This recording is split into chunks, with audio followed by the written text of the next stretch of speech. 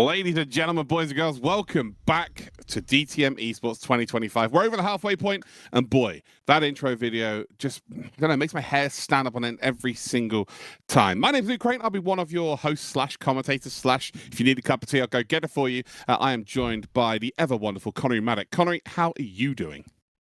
I feel like a cup of tea, Luke. Can you help me out with that? Yeah, hold on. Yeah, it's been a while, hasn't it? It's been a bit. The drivers have had a little bit of I would say a mid-season break. As the last round we had was at the Nürburgring, 18th of April. So it's more than a month since we last had a round of the DTM eSports 2025 Championship. So I hope everyone's enjoyed the break, but we got to get back to racing here at the Sachsenring. Yeah, DTM eSports normally is done and dusted in sort of about 8 weeks, so or maybe a little bit longer than that. But this time it is a little bit more drawn out, so that's a little bit more pressure on the drivers. You could look at it two ways: a bit more preparation per round, or indeed, you want to just get it over and done with. I think Lucas Muller, who took the lead of the championship, probably could have done with this round coming a little bit earlier, but it doesn't matter. They've all got exactly the same time to prepare. But let's have a look then at all of the information that we need to look at. So let's look at the calendar first and foremost, so you know exactly what we have got coming up. So the DTM eSports special event, again, we have no idea what that is now happening at the end of the season. So yeah, really excited to see what that might be. I assume that DTM are flying us out to Vegas or something. I don't know, but I'm sure that's probably going to be happening. Obviously, round 3 was last time out on the 18th of April at the Nürburgring. We're at the Sachsenring today for round number 4. Again, it is the 30th of May. So if you didn't know it's the 30th of May, there you go. Sorry for the spoiler. And then the 27th of June, so another month pretty much, we have got the Red Bull Ring for round number 5, and then on the 18th of July is the finale, which is normally the finale for DTM as well in real life. It's occasionally, and I've actually commentated at a finale that wasn't Hockenheimring, which is the Norris Ring in 2020 or 2021, one of those 2 years. But this time it will be at the Hockenheimring, of course. Let's check out then the timetable for today. So, obviously, we've done the stream start. We're doing the welcome right now. Then we've got the Community Cup, which starts in about 12 minutes. So, not too long, indeed, until we get involved with that. Then there's qualification for race number 1. When we have race number 1, which is a sprint race, which means there's no pit stop. It is literally a sprint from start to finish. Then we have qualifying 2, which is another 10 minutes. And then race 2, which is a 30-minute timed race with a pit stop in the middle. So, everyone has to serve a mandatory pit stop. They have to change all 4 tyres as well. And then it will be stream end after a few interviews if the drivers decide they want to be interviewed. That is a very key point. But let's check out the entry list then for today's DTM eSports Championship round number 4. So you've got Tim Yarshall, Lucas Muller, Leonard Krippner, Gianmarco Fiducci, Vil Craivi, we've got Andika Rama Maulana, Emre Chihan, we've got Lloyd Bidolf, we've got Turka Hakkinen, Christian Mitchell, Philip Drays, Ilya Dravozikov, we've got Julian Kunze, nearly got Dravozikov out there with one go, but we didn't. Nicholas Huben, we've got Michal Neg, we've got Enzo Philip Powell, Leonard Carton, Bence Banky, Max Pfeiffer, Florian Hasser, we've then got Christian Juhas, Patrick Shari, we've got Bo Dixon, Luciano Whitvet, we've then got Alessandro Ottaviani, Julian Klaffenberg, Kaj de Bruin, and then we've got Peter Berliak, Isaac Price, Manuel Vera Carmona. We've got a special guest driver in Roland Sen, and we've got Marvin Mackenberg, one of 2 brothers that are very high up in the esports pyramid on Race Room. Now let's head then to the past champions. All these drivers are gunning to be on this list. So in 2022, we had Kevin Siggy for Team Redline. We had Moritz Lohner in 2020 before that for Williams Esports. And then probably the most impressive win out of all of them was Tim Yarshall, because he had to beat Kevin Siggy and Moritz Lohner in 2024. And of course, he is right up the sharp end in our championship this season as well. Let's check out the BOP, because I'm sure people will be asking those questions as well. The Ferrari has plus 15 kilograms today, plus 25 for the Porsche. The McLaren's got 0 kilograms, so that is great news for Isaac Price. BMW M4 GT3 has got plus 16. We then got the Lamborghini Huracan with plus 17 kilograms, and the Mercedes AMG has plus 9 kilograms. Let's check out how many people have selected each car as well, which is always very interesting. Of course, McLaren only has one choice, same as the Mercedes AMG. The most chosen car is the Porsche 911 GT3. Of course, that was the manufacturer. That was the champion last time out. It was actually the car that you're seeing on your screen as well. That was the champion. 9 drivers have chosen the Ferrari 296. Then you've got 8 who have chosen the BMW M4 GT3. 3 have gone for the Lamborghini Huracan. And then, of course, the McLaren and the Mercedes both got 1 person each. But let's check out the standings then. I did mention that we had a new championship leader after the last run of races at the Nürburgring. And there it is. So Lucas Muller is at the top then. It is Falcon Sim Racing Team once again. They're at the top, but it is a different driver. We would be expecting Tim Yarshall to be up there right now, but he is not. He's down to P7. But yeah, Lucas Muller has a 3-point advantage over Isaac Price, of course, a privateer. He is on 135 points. Leonard Krippner is in third. Gianmarco Fiducci in fourth. Alessandro Ottaviani in fifth. And they've got Florian Hasser in sixth. Tim Yarshall in seventh, and Philip Dreys is in eighth position. So that is a a 47-point swing between first and eighth. I think that is pretty much it, Connery. I think the top 8 are realistically the only drivers. Of course, mathematically, there are other drivers like Ben Spanky, Emery Chihan. I think they need a double race win either today or next time out. But realistically, the top 8 are the only ones in contention now. Yeah, absolutely. And I mean, you got to think about, the same point of the season last time around where we were whittled down to 2 or 3 pretty early on. But to have 8 still within what we would say is in contention halfway through the championship, I think is pretty good going. So championship still very much wide open. Unlike, some of the previous years that we've had, I think it's probably fair to say, which makes this all the more exciting. We just have no idea who's going to come out on top at the end of this season, whereas in previous seasons we had a good idea of who was, but it just wasn't finalized. No, absolutely not. Couldn't agree more. Right.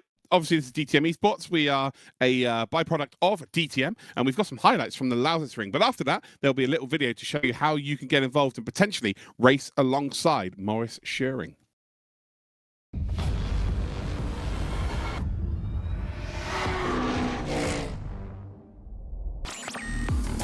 DTM Sachsenring, here we go. A weekend to suit the taste of high-speed fans. Absolutely together as they go across the finish line. It's a photo finish.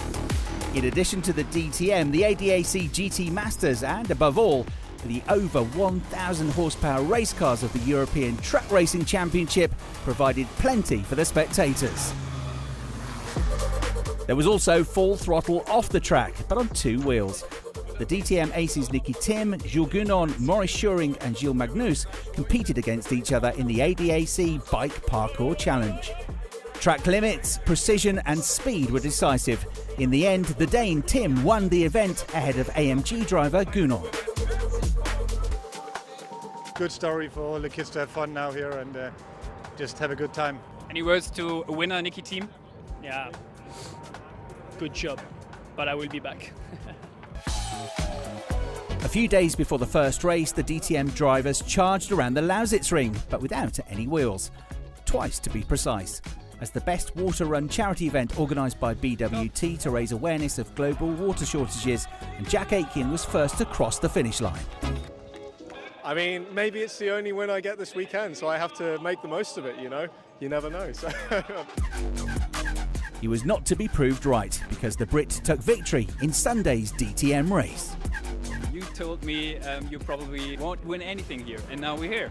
Yeah, this is just a British sense of humour. We can't be optimistic about anything. Always have to be negative, One day earlier, Mercedes driver Lucas Auer was celebrating, and for the second time this season.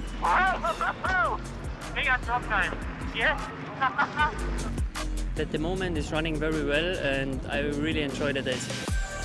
The weekend was a real complete package. 52,000 spectators in the stands. Racing action, charity, fun events, and a bit of DFB Cup final in the fan village. Done and dusted, and the focus is on the next races. Now it's off to the Dutch north coast, to Zandvoort, from the 6th to the 8th of June.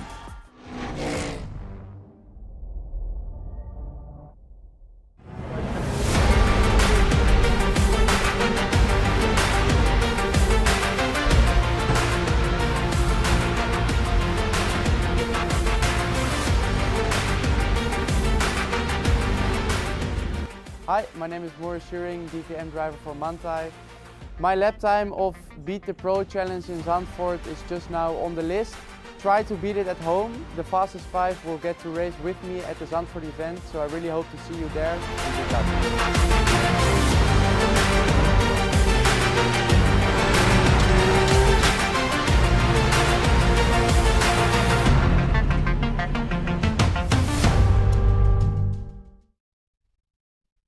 Oh boy, lots of nostalgia there for me. I've commentated the Sachsenring. It's a really, really unique circuit, and also commentated on Morris Schuring in the Porsche Carrera Cup Benelux. So yeah, lots of nostalgia there for me. Anyway, to today's racing action. We are here for round 4 of the DTM eSports 2025. We are at the Sachsenring, as you can see. So I think overtakes are going to be at a bit of a premium today. Hopefully the drivers can change my mind on that one.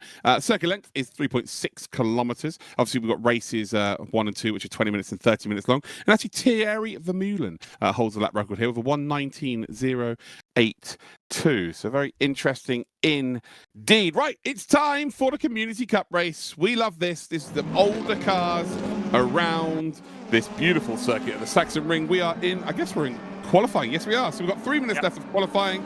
And right now, we've got a new name up there, Gele.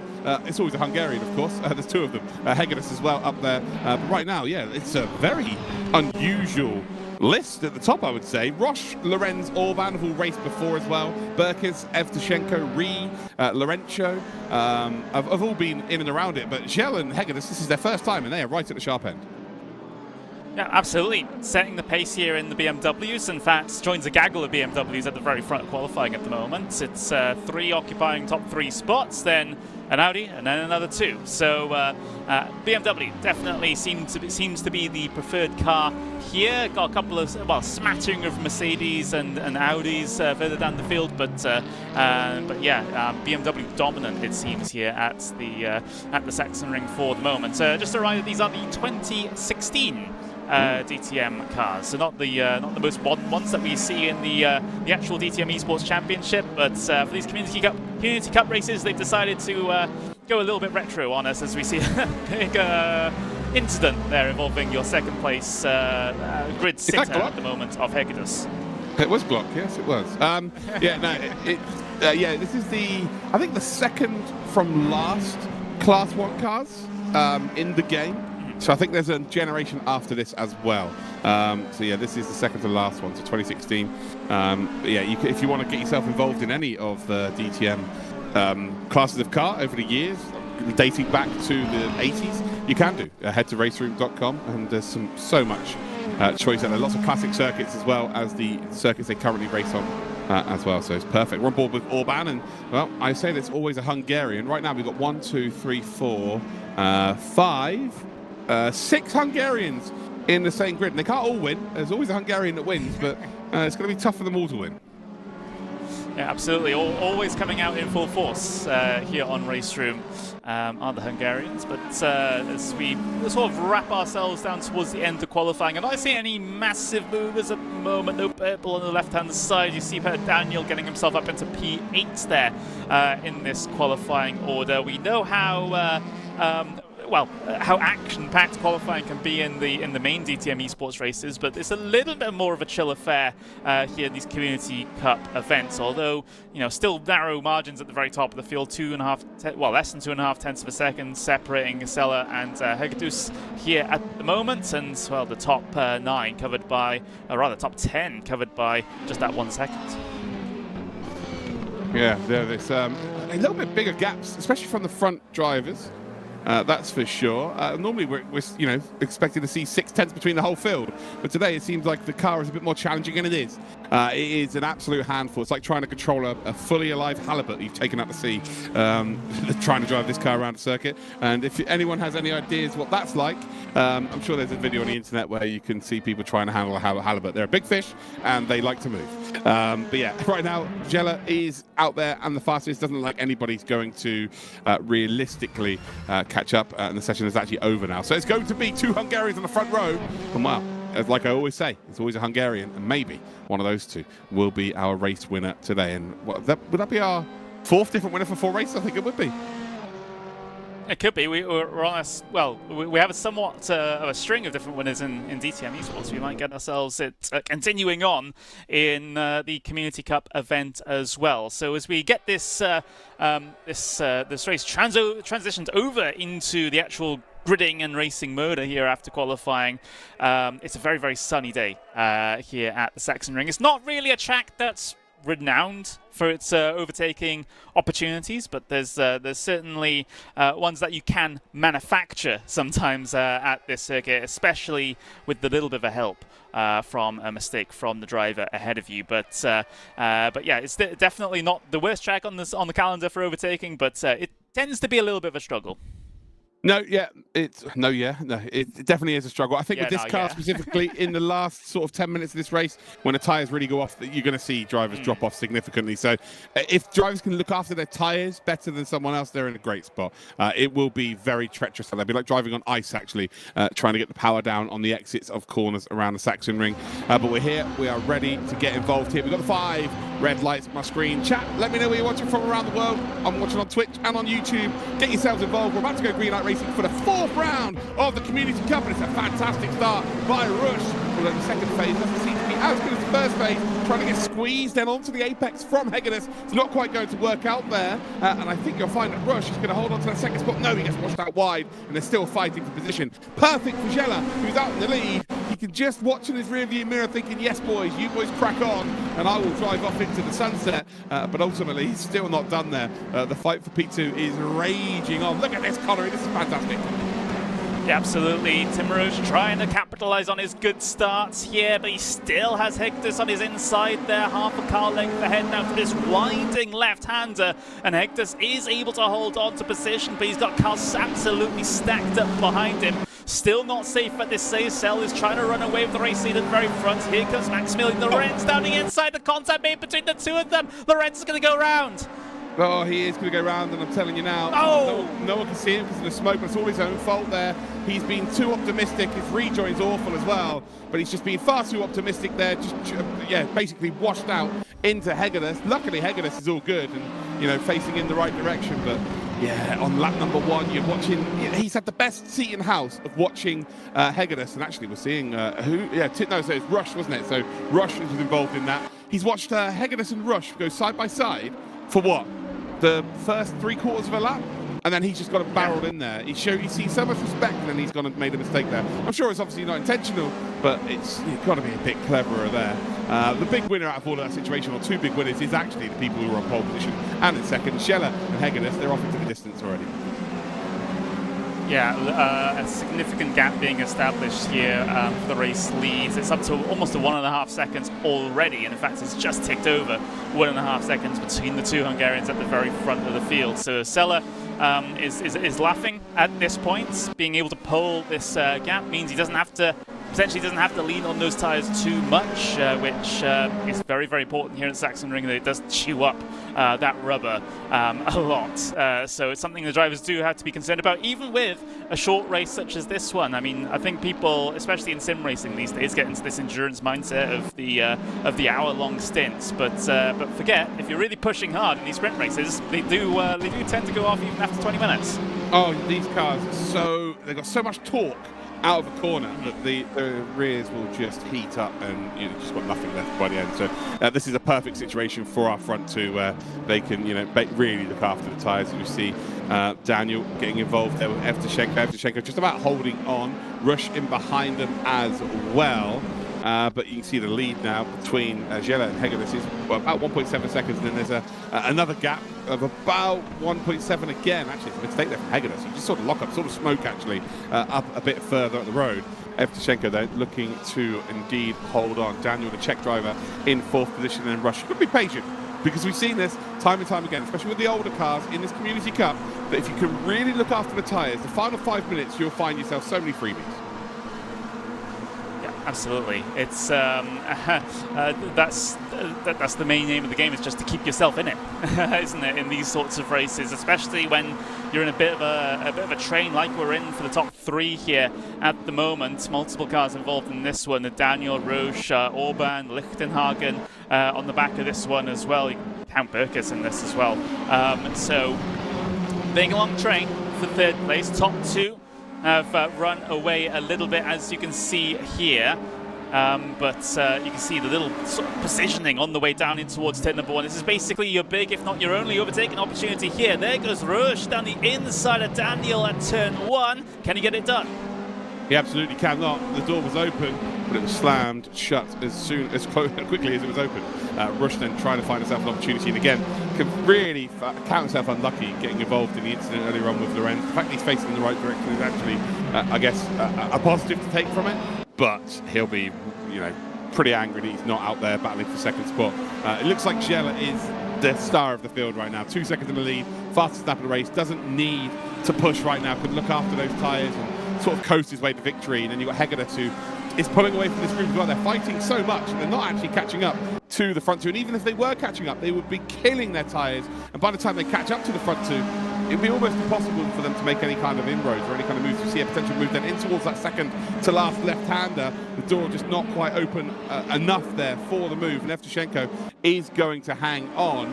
And this is just a really nice battle there. Sorry, Evtushenko just about hangs on. And then you've got Rush, who's trying to get involved as well. Over the start-finish line to start lap number 6 for these drivers. And again, it is looking fantastic for Gjella and Hegedus. Yeah, it is.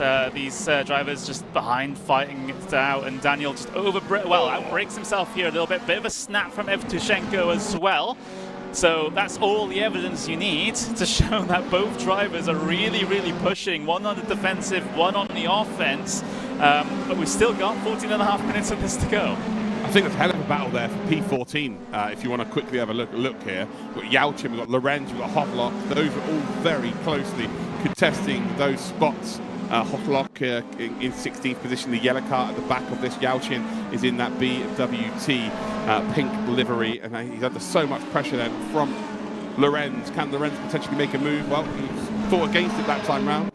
With the evidence we saw from lap number 1, you figured he's just going to absolutely send it there, but a little bit more calculated this time round as well. As we look a little bit further up, Rush then trying to do exactly the same move as he produced last time out. He's a little bit closer, a little bit further up the road, and wow, he's now a position up the road. As we go through the final corner, he should sweep across the bonnet then of the car in behind him, which is a Mercedes, and ultimately move up to P4. Next up for him then is the Russian, is Evtushenko, who's now about 0.8 of a second in the lead because of that battling in behind. Yeah, great pass there through the final sequence of corners, and Peter Daniel can't really do anything in towards turn number 1 either. I would have thought with the wider line coming through the final corner, he'd have a little bit of a run coming out of the final corner to be able to respond, but it just simply was not the case here in this instance. So Tim Roche, yep, up into P4. And, you know, Evtushenko's not too far down the road here, so I wouldn't count him out of it. Roche has shown some very, very good race pace here in the opening portions of this event. It's just a matter of whether he's taking too much out of the tyres too early here, and he'll suffer towards the end of the race. Yeah, you have track evolution, you have car evolution, but then there's also driver evolution during a race. And he sized up the opportunity there on Daniel on the previous lap. As you see a mistake there. That was Daniel who were on board. It was Rush going wide. Or was it Rush? Sorry, it was Rush. He's actually going to lose that position, or is he going to hold on to that inside line? Looks like he's just about going to hold on. He's going to push Daniel out wide, and as you can see, everybody now closing up in behind. This is a cluster of 6 cars battling for a top 4. But ultimately, yeah, he's evolved as a driver over the course of this race, realised where he was able to get alongside Daniel. It didn't work first time, but the second time just was a little bit more committed, and ultimately made that position his own. As we see the 2 Shell cars there getting involved with each other. And well, Ree is just going to say thank you very much. I'll go around the outside of both of you then. That was brilliant. Opportunistic as ever. Sebastian Ree there making a brilliant move. He goes from 8th to 6th. Whilst Lichtenhagen and Berkers were like, yeah, we'll have a little fight.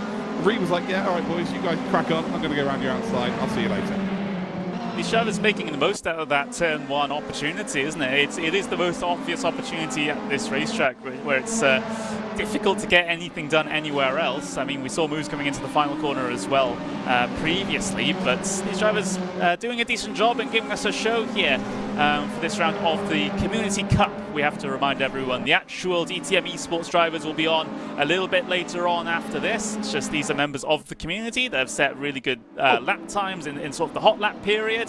As what have you spotted there? That's a back marker. It's a back marker getting out of the way there. Yeah, I was like a bit worried about what was going on there. If someone was really slow to see a potential move being made into the final corner, not quite going to work out. Berkes is all over the rear diffuser of Lichtenhagen.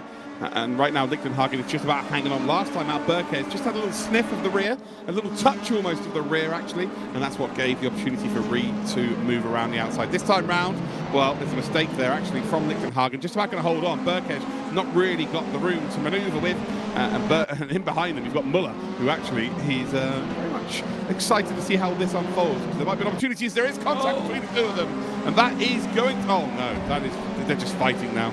They are just touching each other all the way around the circuit. And I'll be very surprised if we don't get some action on these two drivers after this race, because yeah, it's just getting a little bit messy. Again, the big winner in this situation now is Ree, because Ree is now 3 seconds ahead of this battle, and off down the road he goes. Yeah, absolutely. Away and clear due to the contact.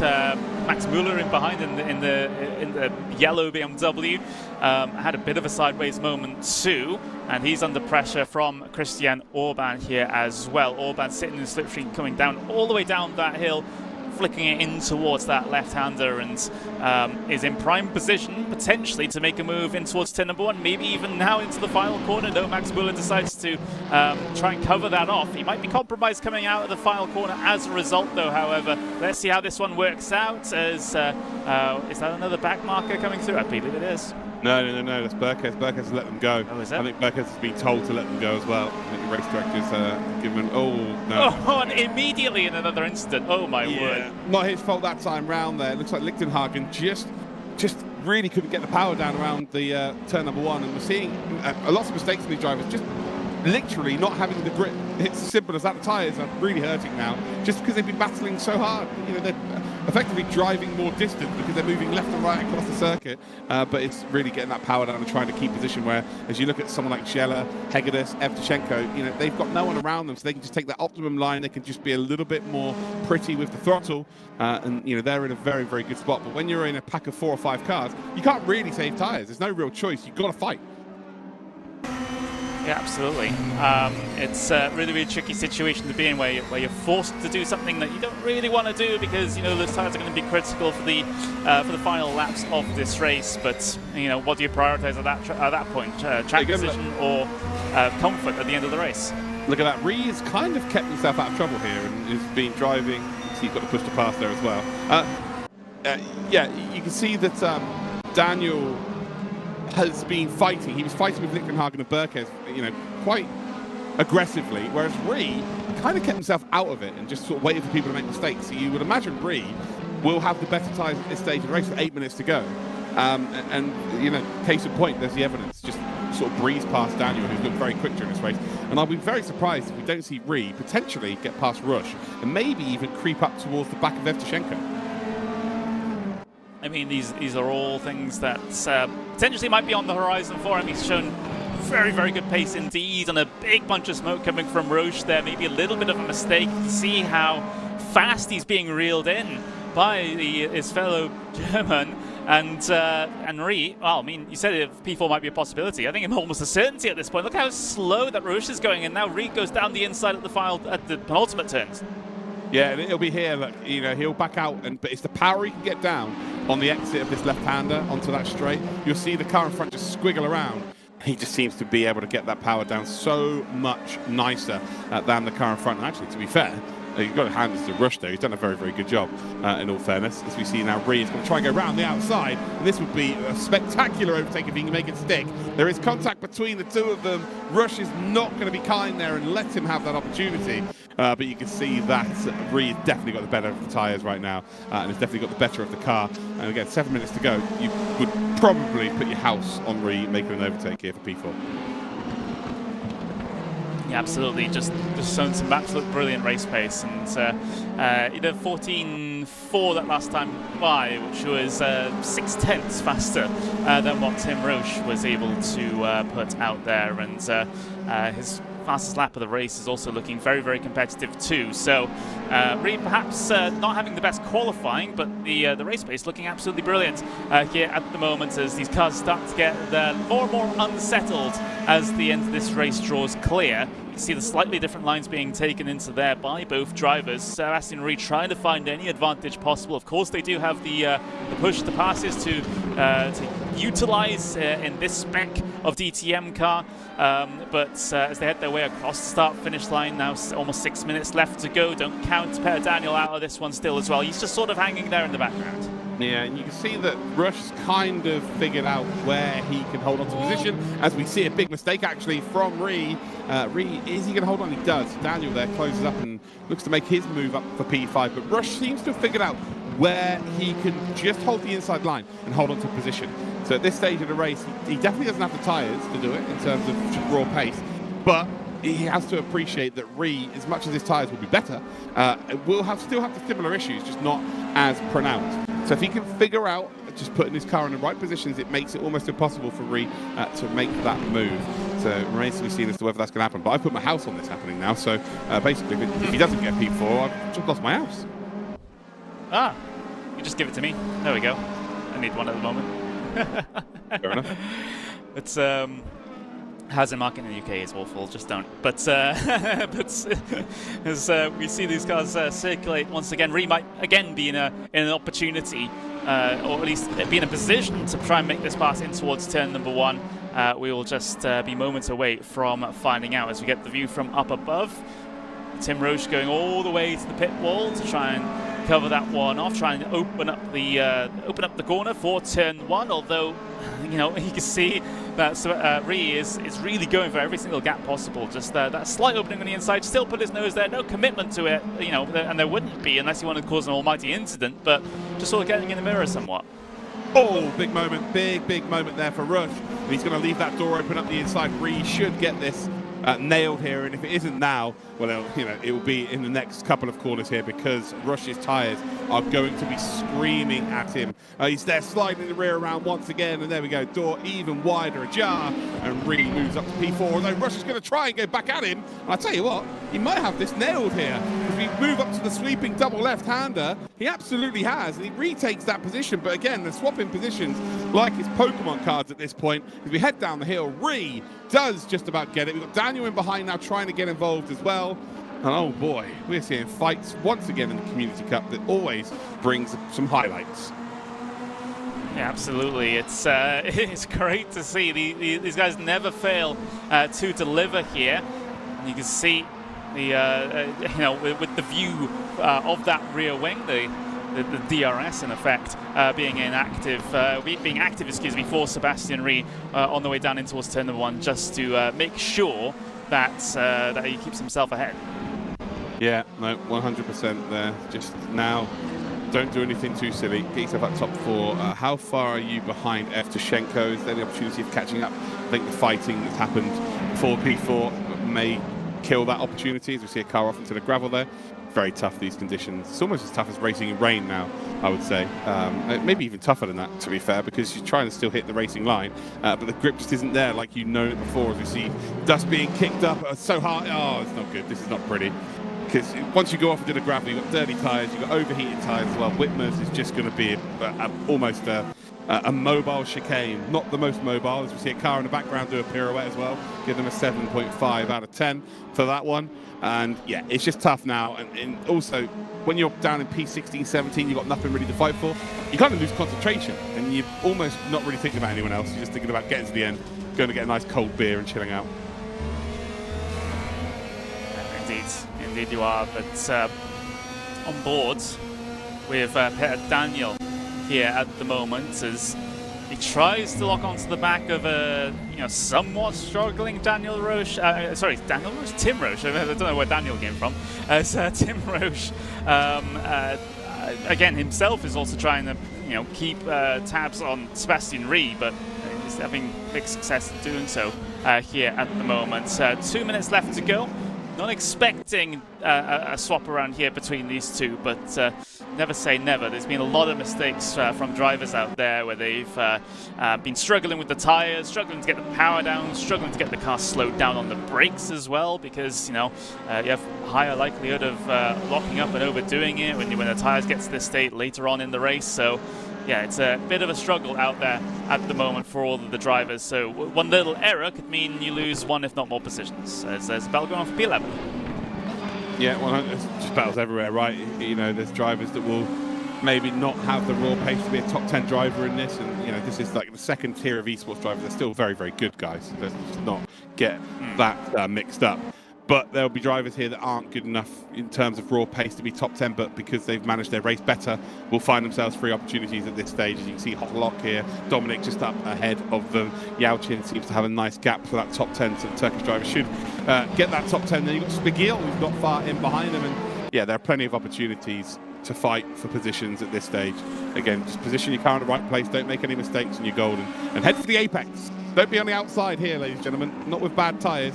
Just always head towards the apex. It really is as simple as that. So see a potential move around the outside, and, well, as soon as I say head for the apex, we see a move around the outside. Absolutely typical.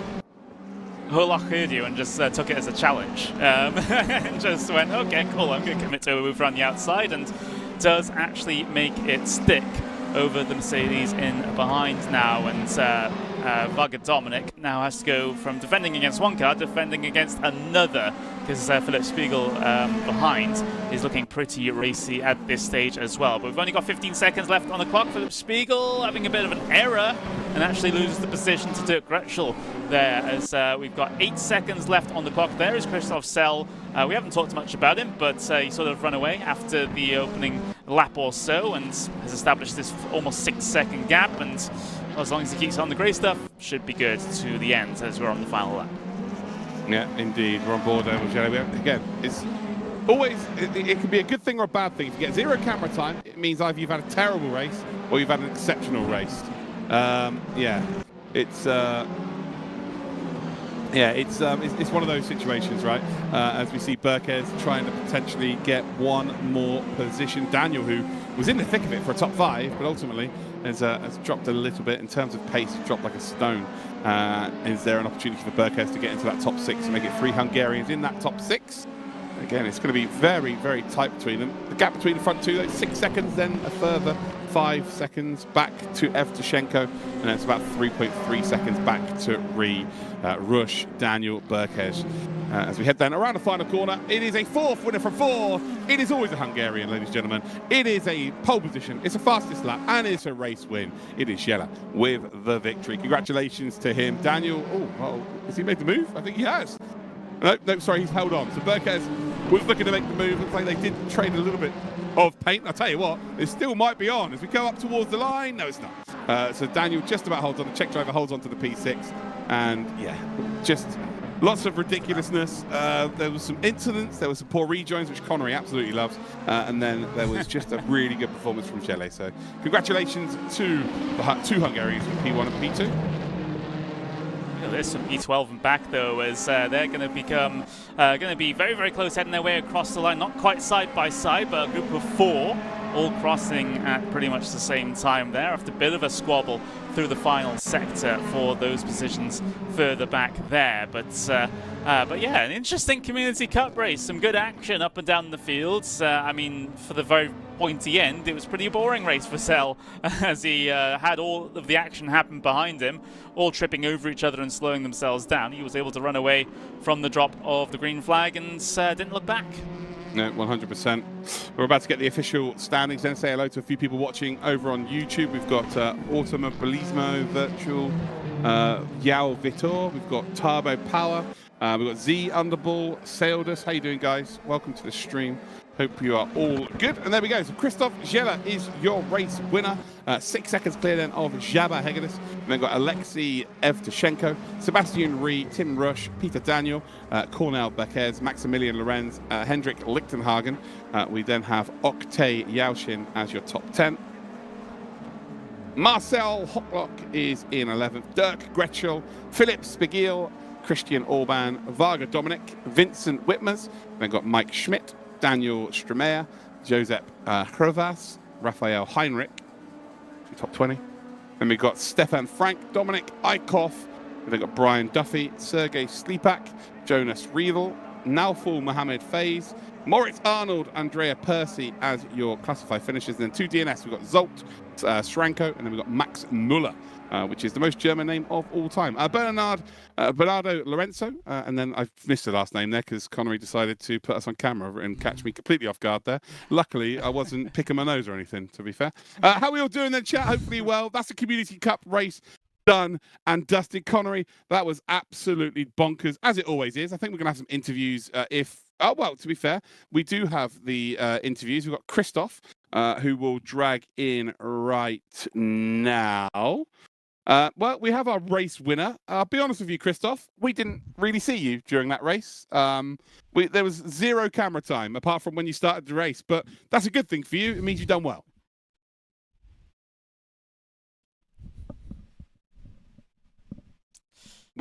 I guess Christoph doesn't want to talk.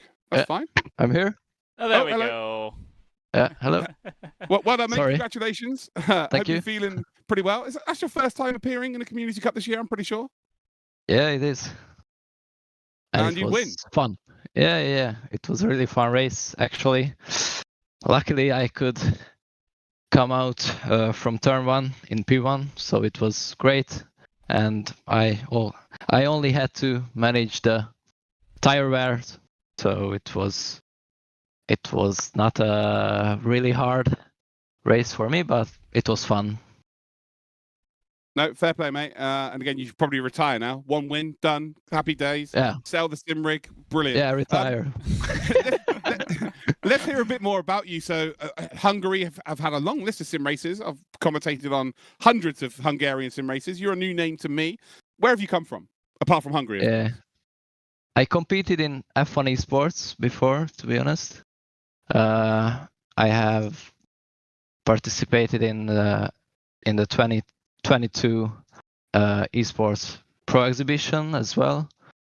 But I retired from them, and after 2 years, I came back here with Race Room.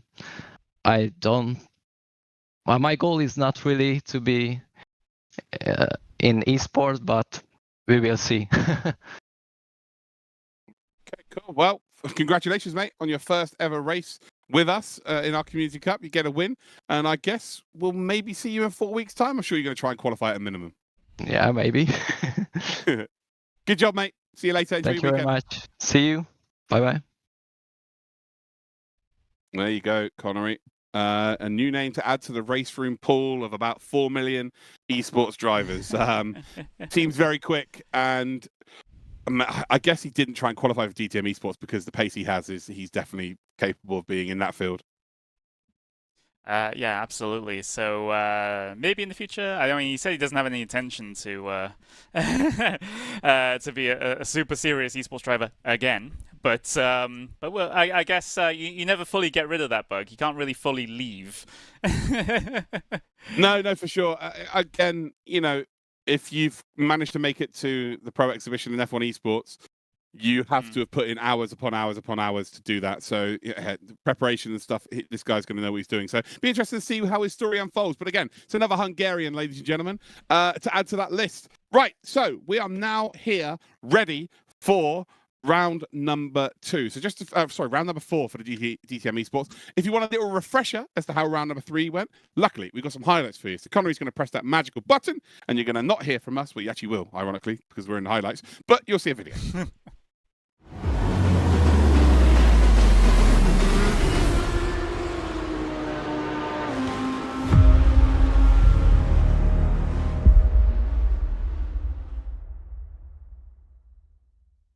Here we go, about to come across the start-finish line, and we're off, and we're running, and I tell you what, it's a very good start from all of the Porsche. Although the Ferrari second phase seems to be equally as good. Where is that papaya McLaren, though? When it's about 17 wide, there's a big hole he can shoot into, and is he going to go for it? Isaac Price needs to use his experience, Ferrari gets across him, but at the front end here, I think Fiducci is going to take the lead of this race, Is he clear, though? He's not. Tim Yarshall just about keeps enough of a car up his inside, forcing the issue.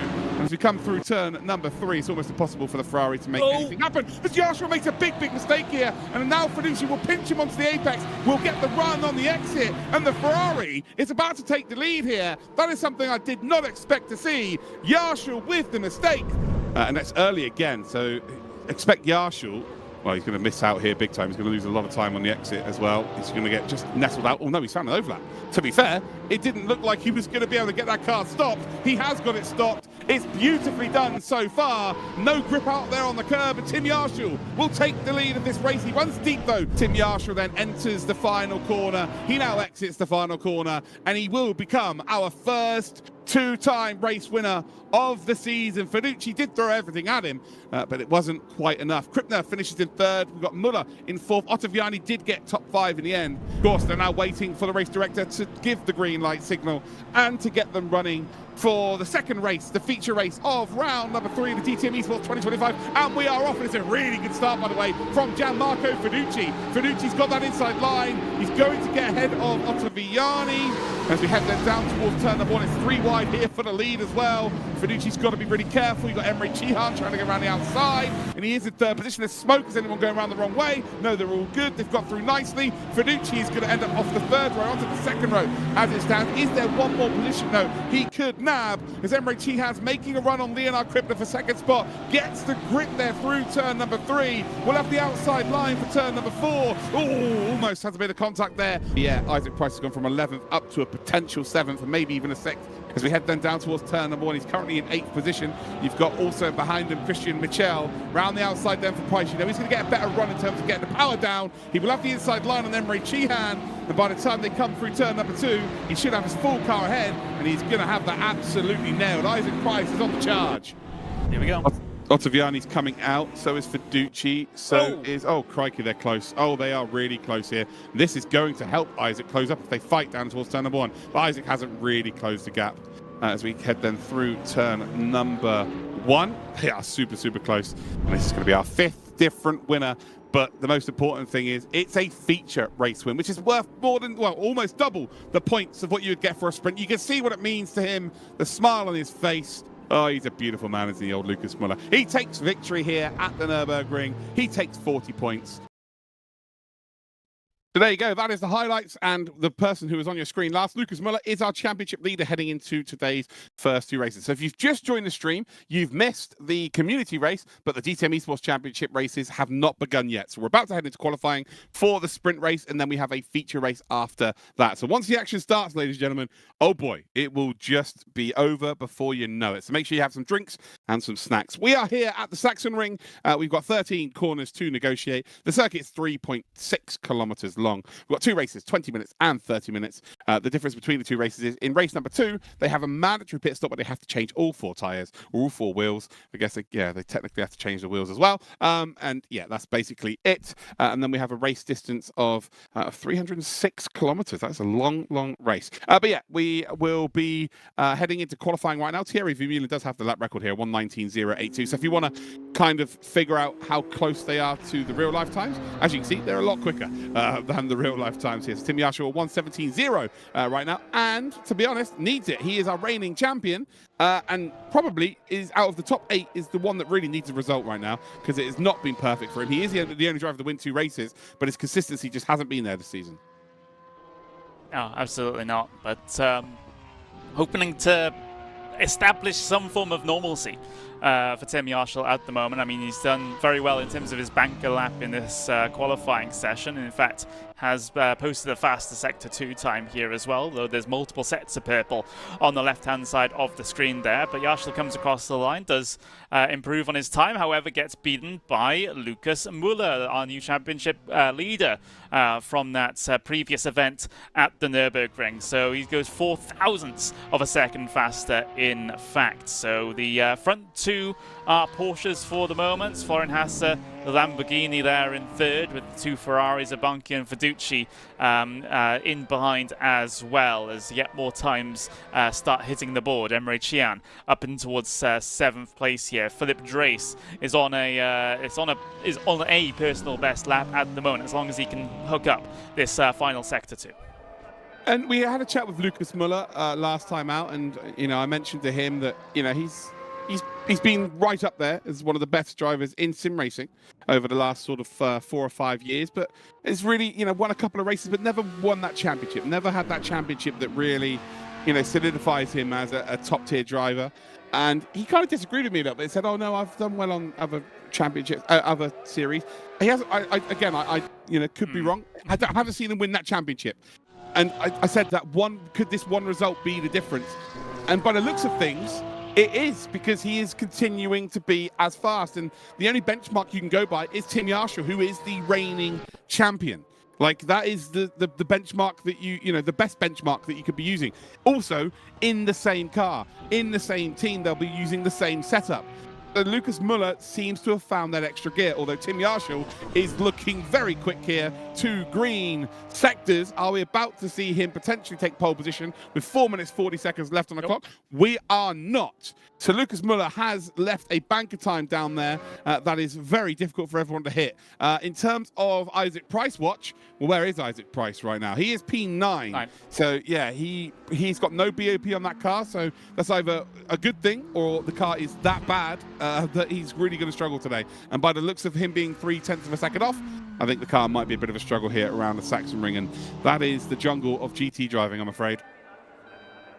Yeah, absolutely. It's, you know, sometimes it goes your way, the Bob, sometimes it doesn't. But of course, with Isaac Price being the only McLaren in this entire field, it's a bit of a struggle for him. But, I mean, he had a decent run in the opening races. However, you know, these cars will have different places as to where they're favoured, right? I mean, we've got 3 Porsches at the very front of the field here at this moment in time. It kind of makes sense given that this circuit really rewards that sort of mid-corner performance, that rotation that you can do in the Porsches due to the weight balance and the wheelbase. You know, it's going to negotiate these corners much better. However, I do get a little bit concerned because, you know, there's a lot of weight over the rear wheels of those Porsches, and with the tyre wear being as significant as it is here at the Sachsenring, maybe they'll have a bit of issues trying to keep the tail pointed in the right direction towards the end of these races.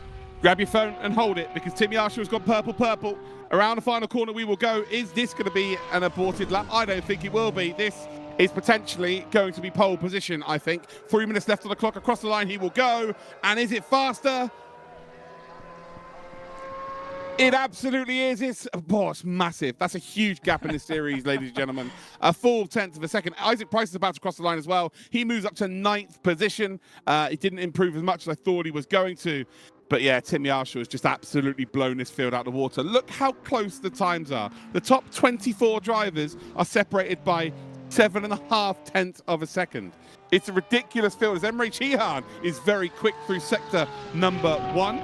Also repping the Porsche. Emre Cihan's another one of those drivers that has been around for the last 10 years, to be honest, on Race Room as well, but has never really reached the top, the pinnacle. A very similar story to Lucas Muller, I would say. You know, he is in the hunt if he gets an unbelievable end to his season, but unfortunately sector number 2 there is going to put pain to his progress, I think. As we head up towards the final couple of corners, I'm not sure he will be improving. How are we doing over on Twitch? How are we doing over on YouTube? Let me know where you're watching from. Let me know if you're enjoying things. We've got 2 races for you coming up. The race literally will begin as soon as qualifying is over, and then we're ready to go into race number 2 as well. So yeah, once we get started with the DTM eSports, it just does not stop. The action is just incredible. As Christian Mitchell takes to the final corner, Connery, Tim Yarshall has put a hell of a banker down here. I'm not sure anyone's going to beat that. That's a heck of a lap. It's going to be very difficult for anyone to do anything about that. That's you know, we talk about it as if it's like a 2-second gap. It is only just, you know, just over a 1/10 of a second, but that is a massive margin. But you know, when the field is this good, when you've got everyone separated, you know, down to be 26 by a second. We're not used to seeing someone a 1/10 of a second clear of everybody. It's just not. That's why it's normally a couple of hundredths. You know, sometimes even a 1,000th of a second.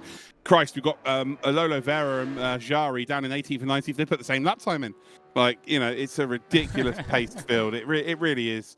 And then in the race, we know what's going to happen. It's going to be very tough on the tyres, and the last sort of 5 minutes will be, yeah, very, very ridiculous. So exciting times. Tim Yarshall, though, currently your pole sitter. Yeah, absolutely. Is Florian Haas, I mean, the Sector 1 time didn't quite come through for us. He remains in P4 there. As Tim Yarshall, believe it or not, I mean, he's had a Sector 1 time, you know, removed potentially, but he still put in a purple Sector 2, which is kind of ridiculous. Yeah, exactly that. He's going faster again here. The fact that there's no time in Sector 1, does that mean that he's, like, track limited it of some sort? Or is he about to? Or, well, I guess the fact he's still doing this lap means that he is fine. So we're about to go across the line. Does he improve again? Oh, okay, yes. There's your answer. It is 0.2 of a second. That is the Tim Yarshall that we know and love. That is the reigning 2024 champion, Tim Yarshall, rearing his I wouldn't say ugly head, but yeah, he's rearing his head all the same, and he has put a marker down. That is a statement lap, not just for today, but that might be a statement lap for a potential second championship.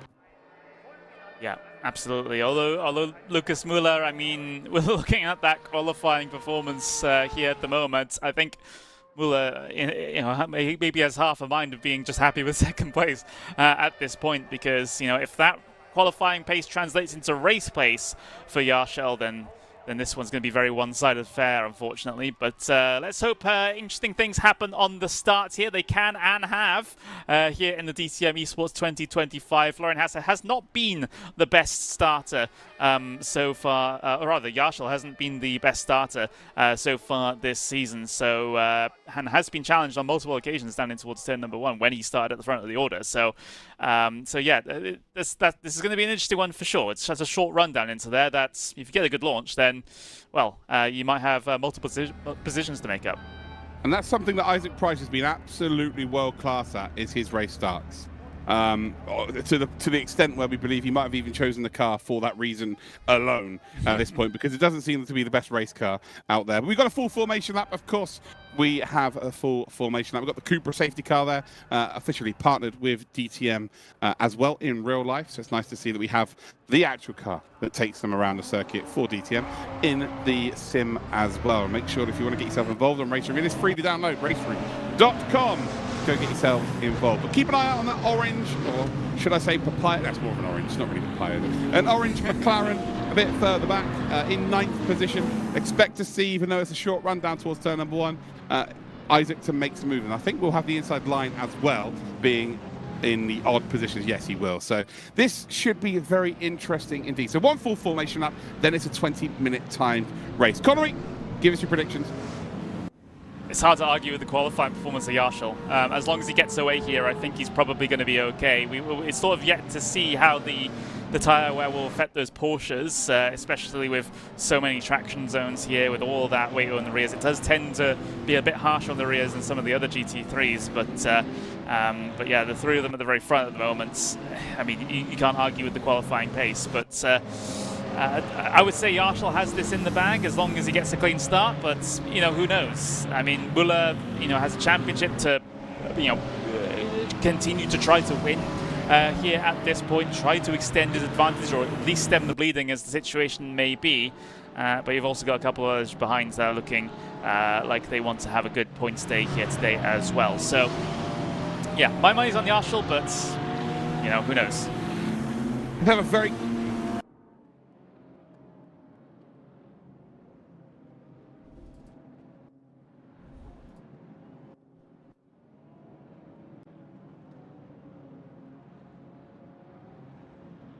As yeah, well, Connery just disappeared there momentarily.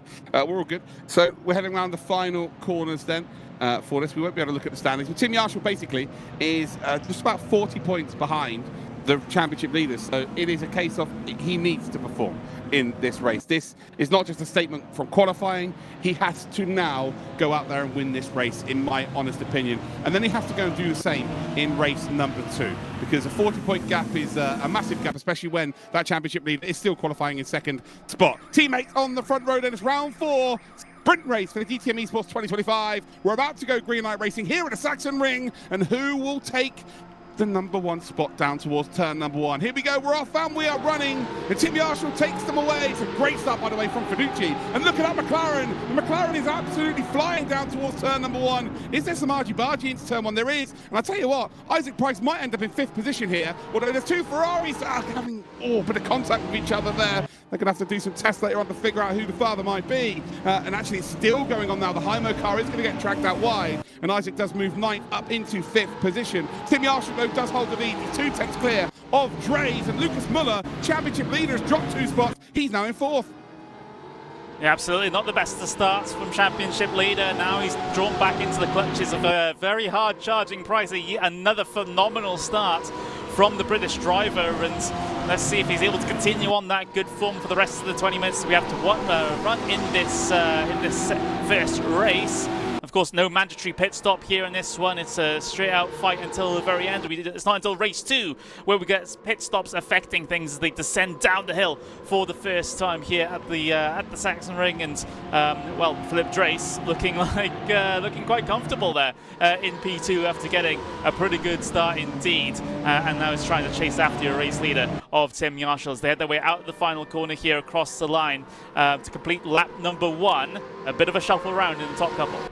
Yeah, 100%. I think that Isaac Price has got a massive run out of the final corner there. Lucas Muller's going to have to sit onto the apex, and Isaac Price is going to have to keep that grip around the outside. He will have good tyres, of course. They've only done 1 lap, but Lucas Muller is just about going to hold on. He now pinches Isaac Price. Isaac Price is going to hope that Lucas Muller will run wide through turn 3. Doesn't happen, and ultimately this is now going to let the front 3 get away. Tim Yarshall now with a half a second advantage over Dre and Florian Hassa up into 3rd spot. This is not the worst thing in the world for Lucas Muller because his main title rival right now is behind him.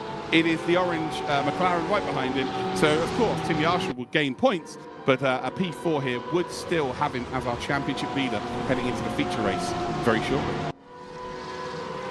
Absolutely, but you know, Muller, he really can't lose that many more points here, especially if Yarshall, you know, this is going to be a pattern and he's going to have a really fantastic second half of this season.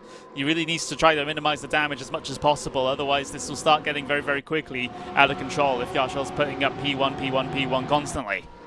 Yeah, Philip Drace looks good. Philip Drace looked amazing in our first round of the season, managing to get his first ever DTM eSports win. Was actually the championship leader coming out of round 1 after the first 2 races of the season, and then it's kind of dropped off. He's been there or thereabouts, sort of top 10, but hasn't really been fighting for race victories. Today, he looks very comfortable, and if you go by the community race, Tim Yarshall looks a little bit more ragged in terms of his rear stepping around a little bit more, whereas Philip Drace just seems to be under complete control of that car. And the unique thing about the sprint races, they've got 20 minutes on these tyres. In the feature race, where it's a 30-minute time race with a mandatory pit stop in the middle, most drivers aren't going to hit that 20-minute mark. So the more unknown part of the race will be the last 5 minutes of this one. So yeah, if Philip Drace can continue to look nice and neat and tidy, and maybe Tim Yarshall's pushing in a little bit too much, there might be a fight at the end of this race. But if we know anything, Tim Yarshall is very good at being a front runner. That's why he was our champion, quite literally, in 2024. Indeed, he knows what to do in this position as well. He's pulled out 0.7 of a second over Philip Drace already here, so looking like last year's Yarshall as it seems to be here in the very start of the second half of the season for 2025. We're rounding on board here with Isaac Price, currently residing in 5th place after to gain a couple of spots on the start. That's been the usual thing for Isaac Price over the course of this season. That McLaren does seem to start very, very well, even though, you know, when push comes to shove, it's a rolling start, isn't it? So not even a standing start, you know, he's still able to nail it here as Isaac Price. Fantastic stuff indeed, but you know, when it comes to actual race pace, actual qualifying pace, it hasn't been quite there these last couple of rounds for Price. But you know, to be able to hold on to a P5 here would be a pretty good result if you ask me. Not many questions. I'm in the UK. It is very hot, guys. I know I like to moan about heat. Why is Isaac Price in a long sleeve top? He is also a man with orange hair, which, you know, they are affected by the sun a lot more than anyone else. And again, that's not a dig at him at all. I'm worried about Isaac Price right now and his welfare. So could someone go check on that man, make sure he's well watered, and for God's sake, roll his sleeves up. He's in P5 right now. He's currently 0.8 of a second behind Lucas Muller, and Lucas Muller doing a pretty good job. There's lost a couple of spots. He won't be happy with that, but he's, you know, figured it out from that point on, and, you know, P4 is not the end of the world. It's a tough race circuit to get overtaken on, unless you make a really, really poor mistake. We've got Turka Hakkinen under pressure now from Leonard Kripner. Kripner looking to move up into that top 12. This is actually the closest battle out on that circuit. It's all about now figuring out the final couple of corners, especially about the exit, getting that power down and not leaving an opportunity down towards turn number 1.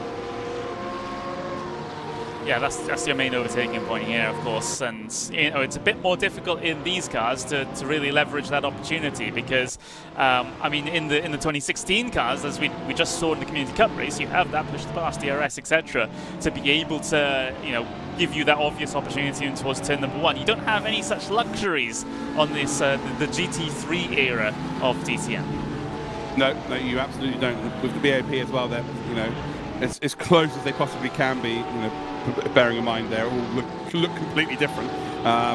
They've got different engines and they're different manufacturers, of course.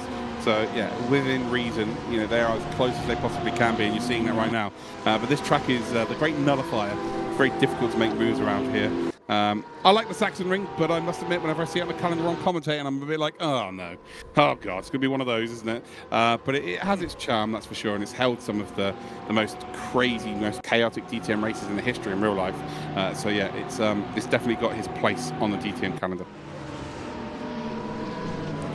We'll have a check-in with Tim Yarshall at the very front of the field. Has established a 1.4 second gap over the cars behind, so not completely running away with things, however has that comfortable margin to cars behind where he doesn't have to worry too much about pushing every single second he is out there on the racetrack. He can just sort of manage the gap to the cars behind, make sure those tyres are kept in a healthy operating window. He's not taking too much out of them when, you know, if you do that, then you might have trouble towards the end of the race keeping the car on the circuit, especially at a track such as this one.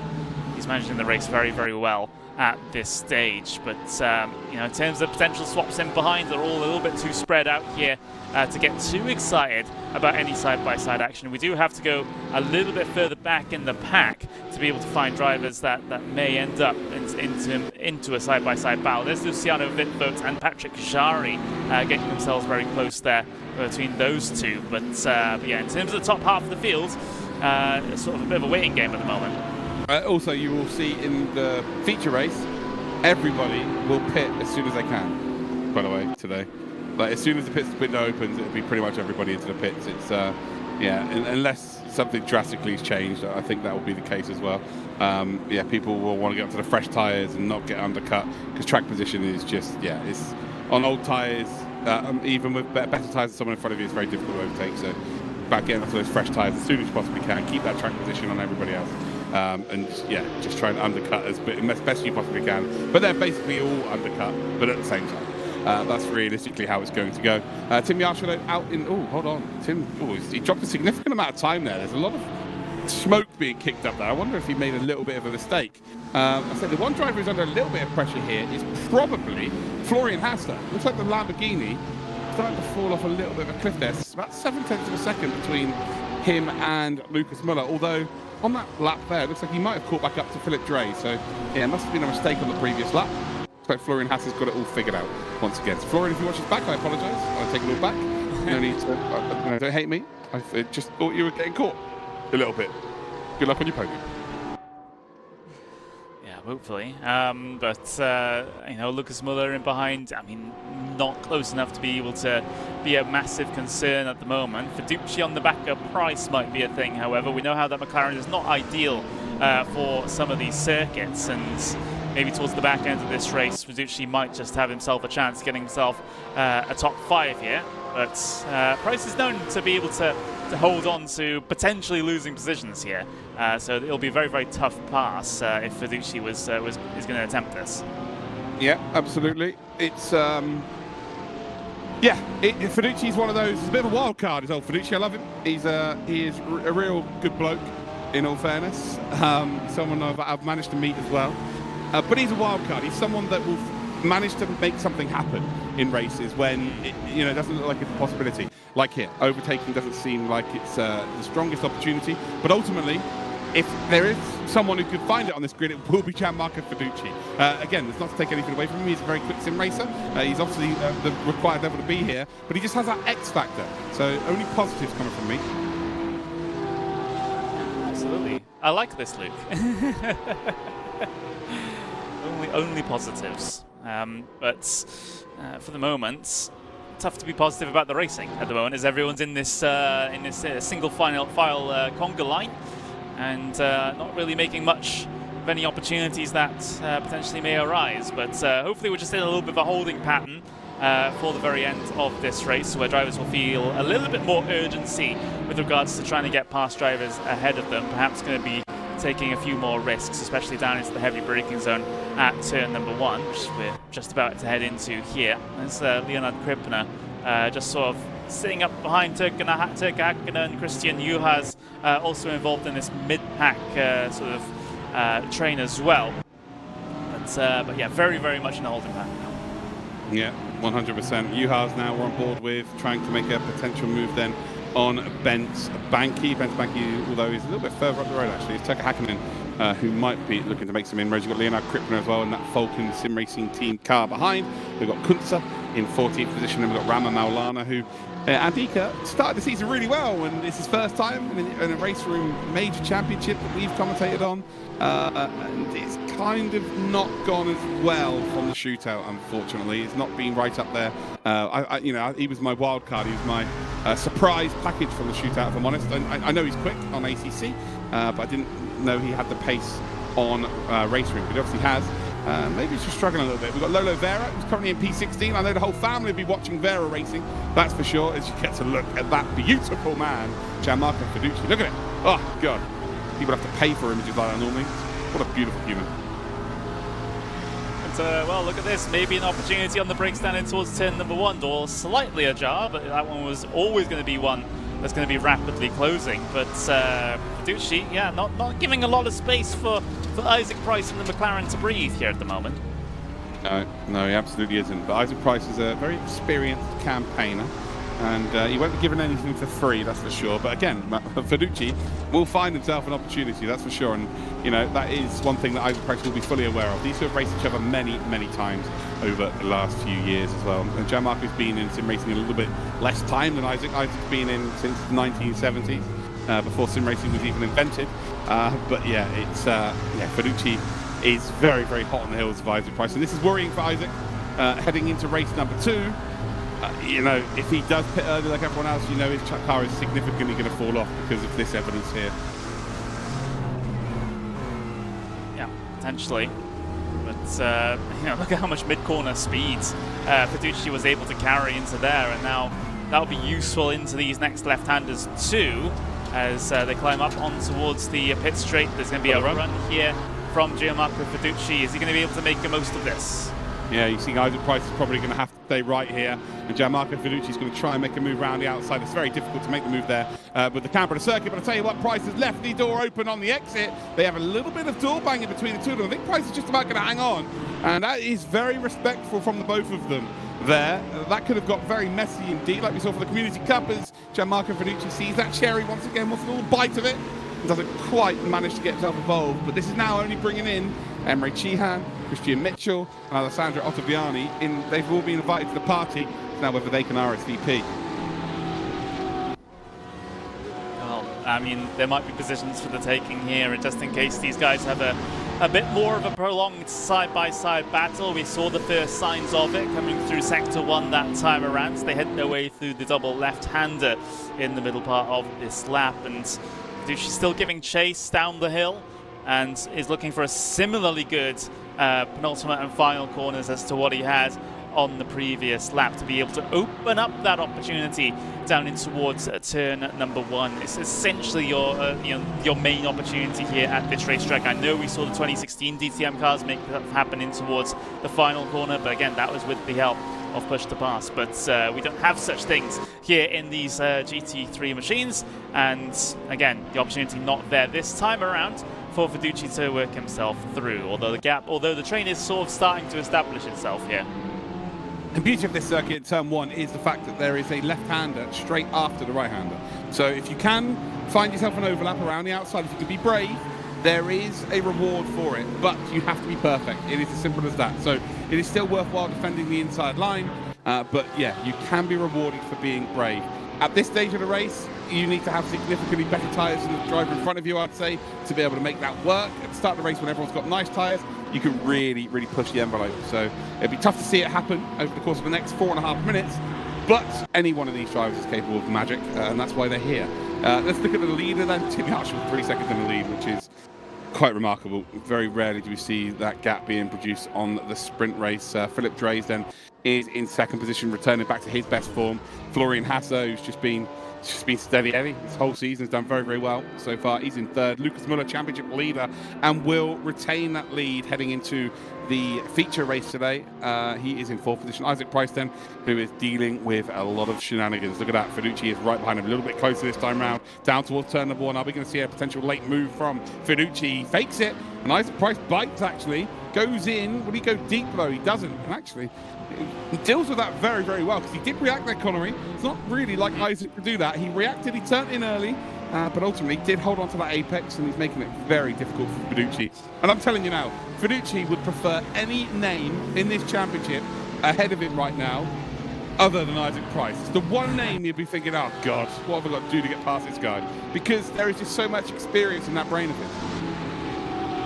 Yes, it's not very wide, that McLaren, but Isaac Price makes it feel very wide if you're the car trying to attack him here. And you know, you can see it sort of stacking up the group here a little bit. Fiducci is following as closely as is possible, of course getting maybe a little bit into the dirty air as well, which certainly doesn't help coming through these medium to high speed corners. But he has to set a plan of action now with these final 3 minutes if he wants to get himself inside that top 5 for the end of this sprint race. I mean, he's going to follow very closely, again, as close as he can, coming through the final corner so that he doesn't have much of an overlap to try to get coming in towards turn number 1. And I think that was a decent run. Yeah, he's the closest he's been so far, and this is where you've got to be brave. You've got to try and force something around the outside and just have at least half a car's, length alongside here. He's gone deep there. Has he gone far too deep? He has. And Isaac Price again just holds on, extends out wide. I like that from Isaac there. So he could have held on to the apex. But then that gives Fiducci an out and he can turn in early. But ultimately, with Isaac just tracking out a little bit, it forces Fiducci, who did make a little mistake there, to compound that mistake and even lose more time. And now he's under pressure from Emre Cihan. So it's just little nuances like that that make Isaac Price so tough to deal with. Like, he has been around for such a long time and he's competed. It's not just a case of he's sim race for such a long time. He's competed for such a long time. And you know, there'll be people out there laughing at me thinking, oh, what is he on about here? Like, there are sim drivers out there that are at the very top of their game right now, and they'll have a 4 or 5 year ban of competing, and then they won't be good enough anymore. Whereas someone like Isaac has been around for that amount of time, you know, whether it be right at the top and winning championships, it doesn't really matter. He's made a living from sim racing for a decade now. There are not many people who can say that. Yeah, well, I first started commentating sim racing 2016, and he was still around. He was around back then, and still one of the top competitors. Still is one of the top competitors. 9 years later. That is just an incredible career so far. Yeah, again, you know, there are sim drivers out there that have been considered the very best in the world, and they have had a lifespan of 2 years, and then you never hear from them again. Like, it's so difficult to have longevity in sim racing in 2025. There are just so many top tier sim racers. You know, it doesn't matter what sim we're talking about either. Obviously, there's multiple sims out there, but to be, you know, at this level and continuing to see names like his is quite remarkable. And again, there'll be a few people out there going, what are you on about? Mate, the proof is in the invoicing. When you're invoicing for doing sim racing for 10 years, that's enough. Congratulations to him. Oh, jeez. Like, you just reminded me that I've been doing commentary in some form of fashion on sim racing for almost, well, it's going to be 10 years next year.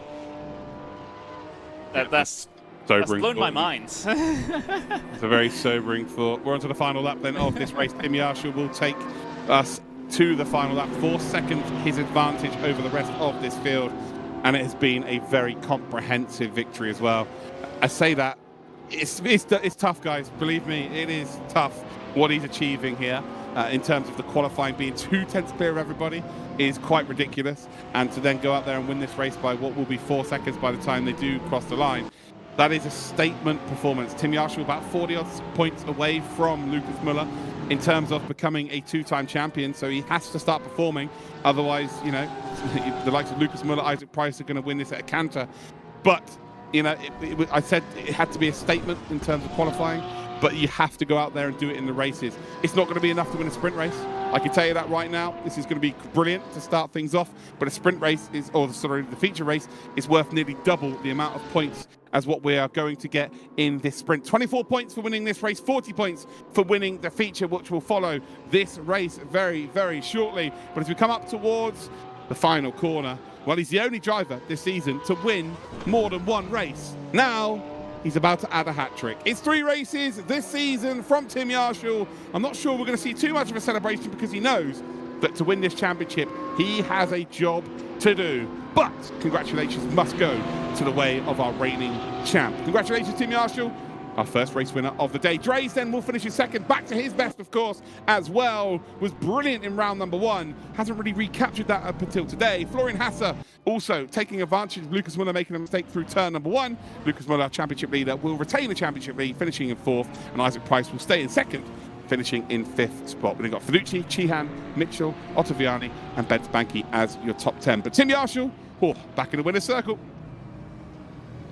Yep, indeed he is. And, well, we'll get ourselves our full race results here just to confirm it as well. Tim Yarshall taking the race win. It's a German 1, 2, 3, 4 here in the DTM eSports.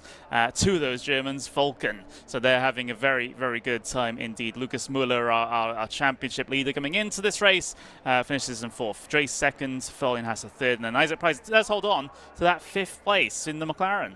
He certainly does, and I think if he can find a 1/10 of a second in qualifying for this race number 2, put himself in that top 5, he's a danger to go out there and win a race. I genuinely believe that, because he just seems to have something on these race starts that nobody else has managed to find. Is it because he's the only driver in the McLaren and the McLaren just is better off the line?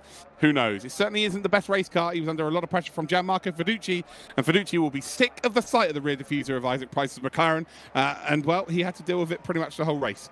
He finishes in 6th. Emre Chihan in 7th, Christian Mitchell in 8th, Alessandro Ottaviani and Ben Spanky as your top 10. We've then got Christian Juhas, Turka Hakkinen, Leonard Krippner, Julian Kunze, Andika Ramat Maulana, Manuel Vera with, I believe, his best finish of the season, actually, top 16. Congratulations to him. Mihar Neg is in 17th, Peter Berliak in 18th, Lloyd Badolf in 19th, and then we've got Leonard Carton in 20th position. And then we've got Bo Dixon, who promised he would lead a race. He actually sent me a message after the last race because he watched it back and he said that he will try his absolute best to lead a DTM eSports race. Is today that day? Maybe he's the only one that doesn't come in straight away in the Sachsenring, but he promised to the fans that he would lead a race, so fingers crossed we see that today. Enzo Filipao in 22nd, Nicholas Huben in 23rd, Roland Sen in 24th. We've then got Luciano Whitvert, Julian Klappenberg. We've then got Patrick Jari, Ilya Trafazikov. I said it in one go, nice. Vil Craivi in 29th, and Marvin Mackenberg finishes in 30th position. And then right at the back, Kaj de Bruin for RHG Esports is our only DNF. Connery, it's done. Race 1 in the books, and that is Lucas Muller still in the lead. But if I was everybody else in that top 8, now I'd be worried, because it seems like Tim Yarshall woke up at the Nürburgring, but he's fully woken up now, because that was a statement of intent. Yeah, yes, it absolutely was. It never really looked in doubt through qualifying, through the race. I mean, it just very comfortable at the front of the field. It's exactly what we saw last year when he won his championship. Those are the kind of performances that got him that result. And if that starts happening now in these final races of the season, a lot of the drivers will be looking at each other going, "Oh, what do we do about this?" Yeah, we've had 3 DTM eSports champions. It was Moritz Lohner in 2020. 2022, it was Kevin Siggy. And then in 2024, Tim Yarshall beat both of them in the championship to win last time. So just to put it into perspective, Tim Yarshall is the reigning champ, the most impressive champ we've had to date. So if we have a quick look at the standings coming into today, we can just put into perspective, that he wasn't quite going his way this season. He's down in P7. He had 99 points coming into this. He was actually 39 points behind Lucas Muller. But in terms of the point system here, he has just gained 10 points on Lucas Muller in that race. And now it's going to be 29 points. And yeah, you keep chipping away at 10 points a race. With 5 races to go, it doesn't take a mathematician to work out that he will be ahead of everybody by the end of the season. So yeah, it's a very, very good race result there for him. Leonard Krippner will naturally drop down a little bit. Gianmarco Feducci with that P6 will stick around, sort of top 4. Florian Hasse will actually gain points, I think. I think he may move up ahead of Alessandro Ottaviani. Tim Yarshall will move above them as well. So Philip Dre's will also gain big points as well. So the top 8, apart from Leonard Krippner, probably happy there. Leonard Krippner is going to be the only one that's unhappy, but luckily we've got ourselves a second race for themselves, if they didn't have a good first race, they can improve and potentially get some big points. Isn't that right, Connery? Yeah, absolutely. I mean, this is the big one that matters, isn't it? Well, I'm not saying the first race doesn't matter, but you know, in terms of significance, in terms of points, this is the one where you really want to be able to get that good performance in. You know, plus you've also got that intrigue, that different element of the mandatory pit stop as well that these drivers will have to complete. Otherwise, they get themselves a big penalty. So yeah, that's looking fantastic here at the moment, at least in terms of championship. I mean, Yarshall's slowly working his way up from that P7, potentially by the end of today, and putting himself in a better position for the final couple of rounds of the season. But yeah, I can't wait until we really get into the thick of things here. Yeah, absolutely. It just sets up the second half. We are into the second half of the season. Yeah, it just sets us up nicely. It's nice to see that everybody in that top 8 are performing. They're all finding opportunities. So yeah, fantastic. Fantastic stuff. Here we are. We're in qualifying then, Connery. And yeah, should we get excited? I think we should. Yeah, I mean, it wasn't the most enthralling qualifying session last time out, at least compared to sessions that we've had before. We've had some absolutely crazy qualifying periods over the course of this DTM eSports 2025 season so far.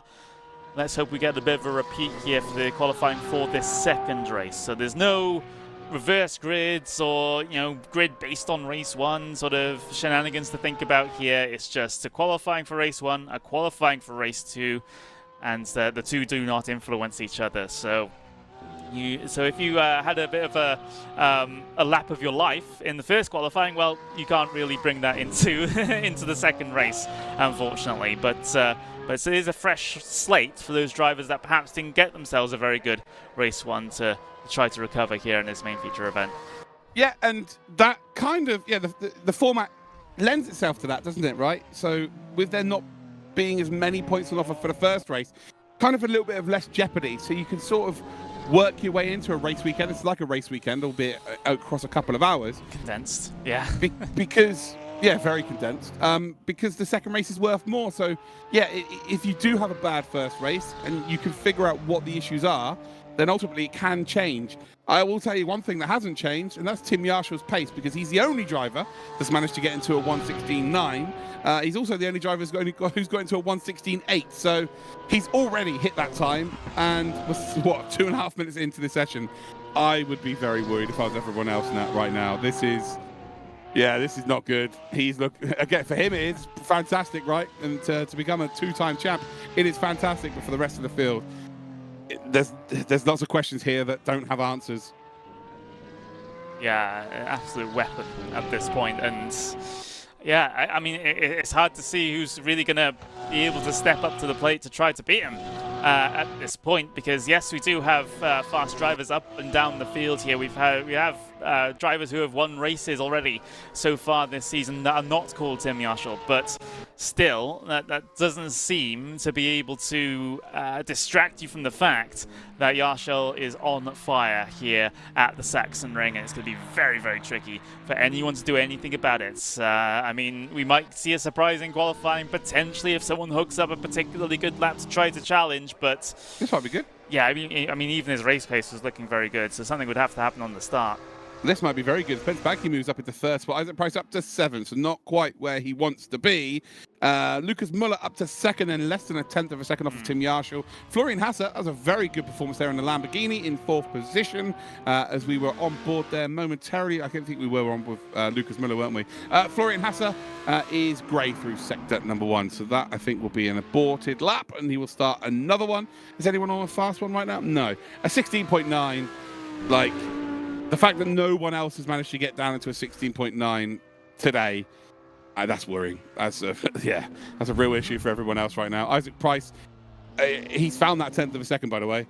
Unfortunately, everyone else has found a 10th of a second, so he needs to find another half a 10th, I think, and he can put himself up into 5th. I think if he starts P5, there's a world where Isaac Price can really challenge for the lead off of the race start.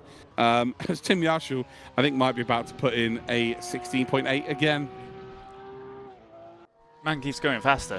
There's absolutely no stopping him. through the final corner, coming up across the start-finish line now. Is it going to be an improvement for Tim Yarshall? He's committing to the lap, so it looks pretty good if you ask me. And it's a 1:16.7. Jesus Christ, Tim Yarshall. 16.7, fastest lap of the day. He's 2.5 tenths clear of everybody. Oh, everyone else just well pack up and go home. This is now going to be called the Yarshall Ring. Unbelievable stuff here. Isaac Price is... If he hooks up the final sector here, this is going to be... You've got to ignore the pole position time. No one's going to get near that. You're battling now for second spot, effectively. This, again, right now is 2 tenths off of what Tim's produced. If he can go real quick here, he can move up to the top 5, maybe. Across the line he goes. It is not an improvement. Oh, it is an improvement. Oh, no, it isn't an improvement by lots of things. No, it's P8 then. So he stays P8. And with 4 minutes 30 seconds on the clock, only a couple more attempts to go. Wigdog, this is Race Room, my friend. This is Race Room. It is free to download. Head to raceroom.com or Steam. You can get yourself involved. Yeah, Tim Yarshall, Lucas Muller. Do you know what? There's an interesting dynamic here. They're teammates, Connery. Yeah. But if they start on the front row, well, as I say that, Leonard Krippner, who I said needed to have a good result in this race because he was the only one of the top 8 who didn't really perform in race number 1, but he's put himself onto the front row. But there's a world here where Lucas Muller has to make a decision as to whether he fights his teammate aggressively or not, because he's also fighting for a championship here.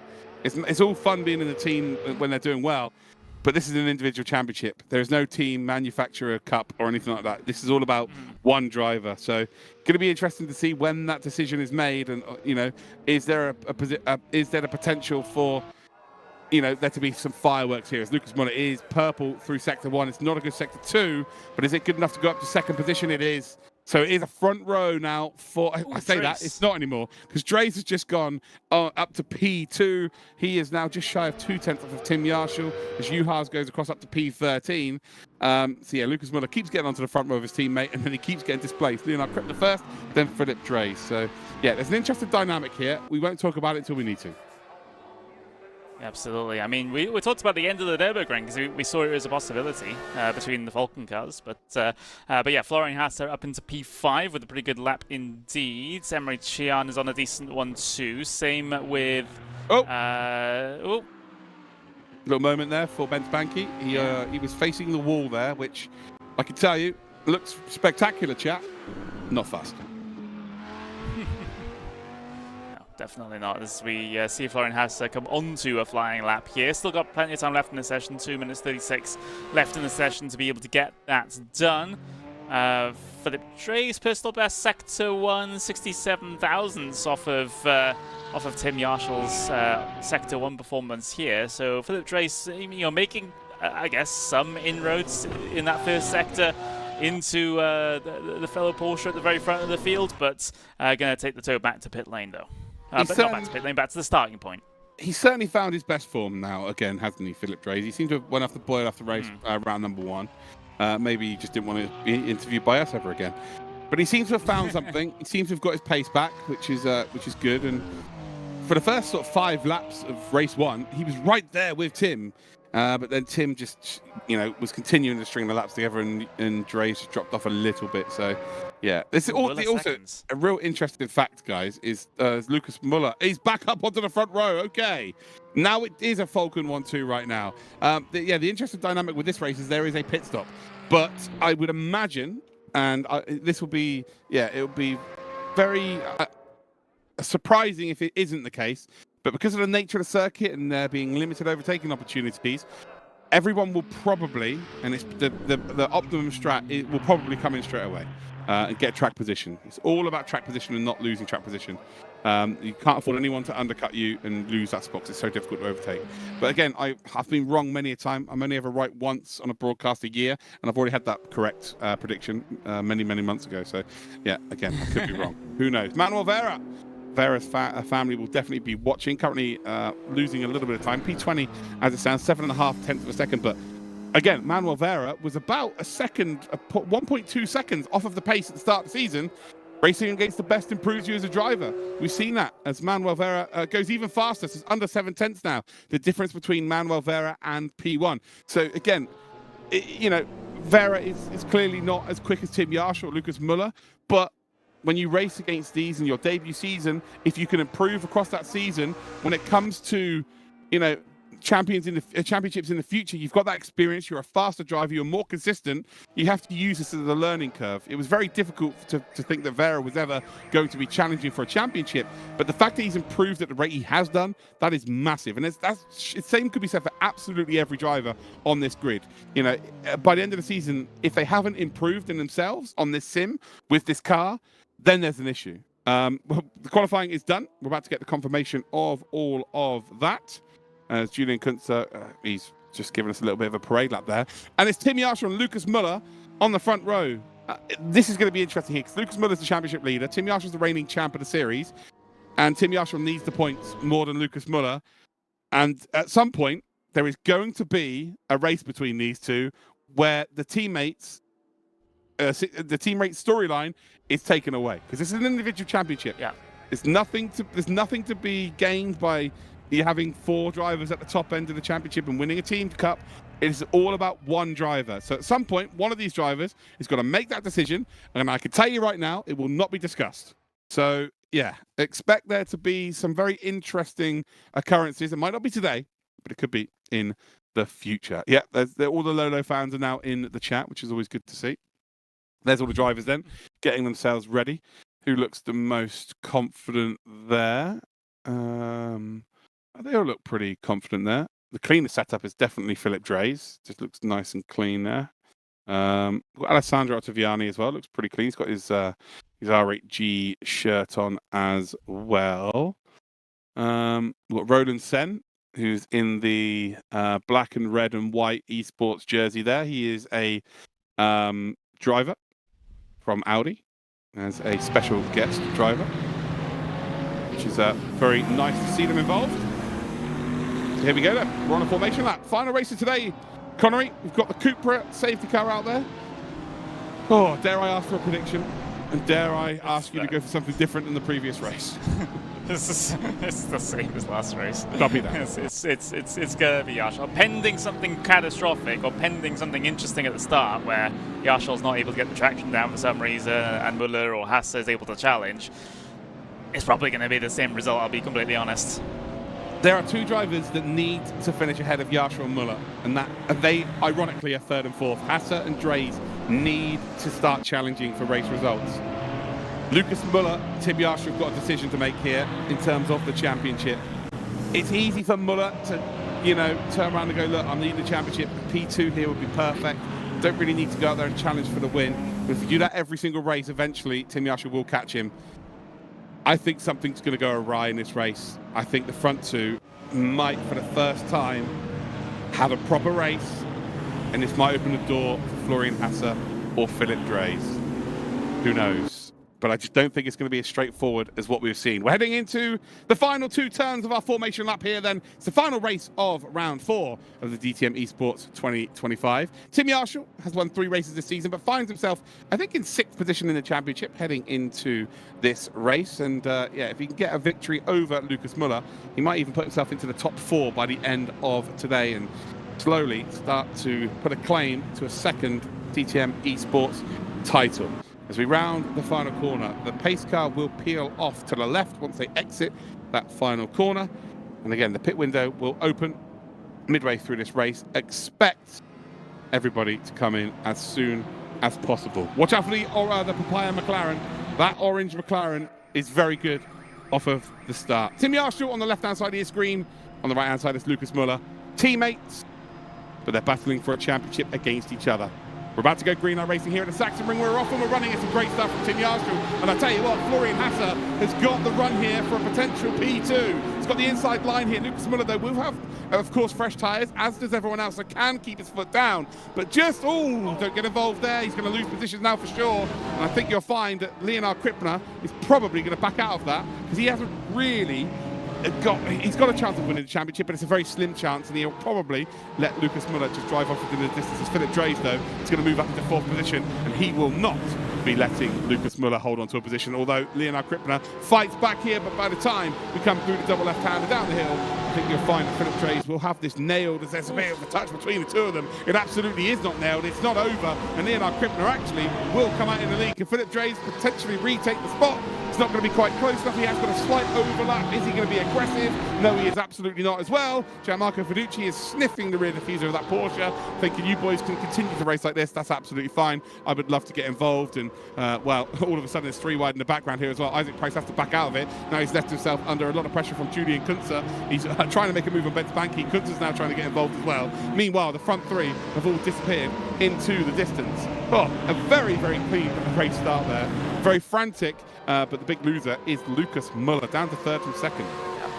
Another similarly difficult start for Muller, as we see Ben Spanky going on the defense here as Isaac Price harasses his rear end and now commits to the outside as well.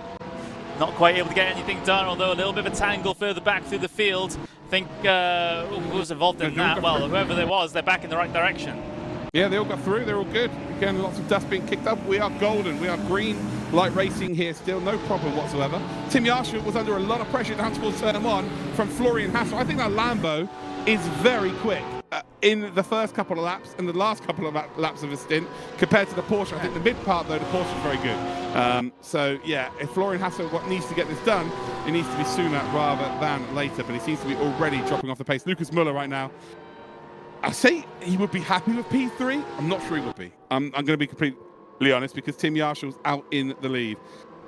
Biggest loser is Isaac Price, right? P8 right now. Of course, he's gained a position at the start of this race, but he is going to be quite far off the championship standings here. This, again, Tim Yarshall will close the lead on Lucas Muller, but in terms of the actual championship lead, Lucas Muller's going to come out of today looking very, very good indeed.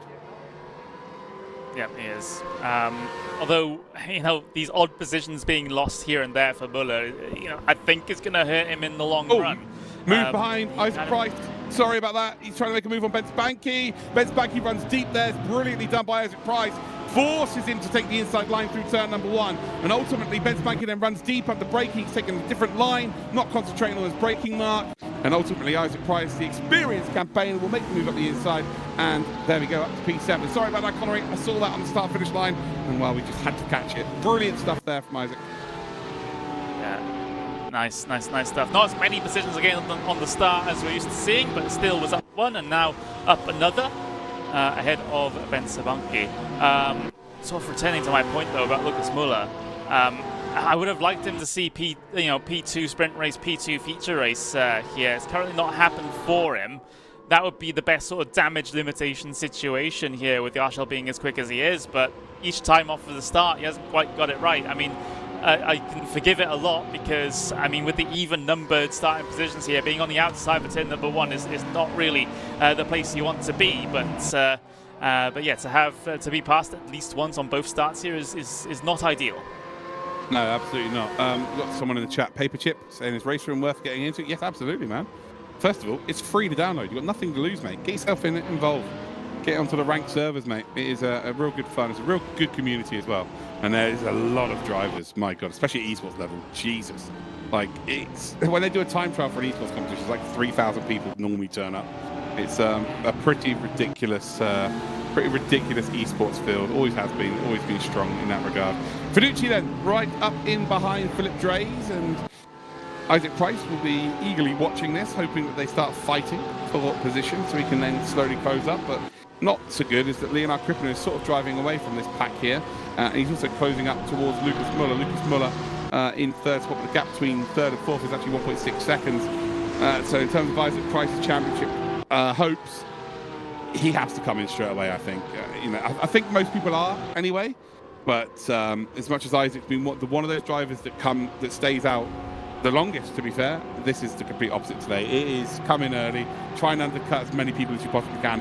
Hope that a few people stay out and try and get that track position because it's so difficult to overtake here. As we see these cars head their way across the line once again. I'm seeing at least someone on the pit lane. There we go. Hakkinen, so Turkic and Hakkinen, not that Hakkinen, coming down in first time of asking, and joined by Philip Drace.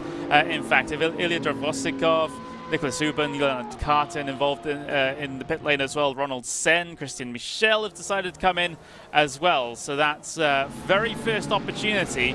We have had, what, 1, 2, 3, 4, 5, 6, 7 cars come down and in. Yeah, I'm just really surprised that we haven't seen more. I'll be completely honest with you there. I figured we'd Maybe see... next lap. Yeah, I figured we would see the whole field come in all fairness. So, yeah, it'd be interesting to see what happens over the course of the next couple of laps. But if you are Bent Banky, Isaac Price has got, of course... Well, who come in from the lead, actually? So, no, someone has come in from the lead group. It would have been... Drays. It would have been Drays. It would have been Drays. Yeah, so there we go. So, Drays... I think that's a huge gain potentially here for Philip Drays. If nobody comes in for a couple of laps here, Philip Drays might find himself in a very good position. There we go. Yashalin. Hassel will follow suit. Lucas Muller will probably follow suit as well. Are we seeing any... Well, Isaac Price has stayed out. So has Gianmarco Fiducci. Yeah, I don't like that, I'm afraid. Around this circuit specifically, I just don't think it's worthwhile. I guess you get clear air. Obviously, the tyres are relatively still fresh, right? We're only 7.5 minutes into the race, but yeah, this strategy doesn't work around here, I'm afraid. It is just get yourself in early, keep that track position, and then, yeah, your jobs are good. So they're all going to come back out, and yeah, this will be very difficult for anyone to really overturn a deficit unless there's any mistakes being made in, in terms of pit entry or pit exit from the leaders. I think it will be pretty much the same as it was as they came in. Philip Drays then is around the final corner. Will he manage to pick anyone off? Of course, he will be up to speed a little bit faster here. He should gain... hold on. How close is he going to be to fourth? I think he's going to be P4, but he isn't really that close, is he? Yeah, he's relatively close. Is that close enough to have overturned the deficit? Who would have been in fourth position before? Was it... now I'm trying to think. Was it Leonard Krippner, maybe? Krippner behind now. Yeah, there you go. So I think he's got past Krippner. So he has made an overtake, has Philip Drays. That has worked out for him. That one lap difference has made a fair old jaunt. And there we go. Isaac Price does come in. And now I think we're about to see the difference between an undercut because Fiducci and Price were really close here. And I think Price will probably get him.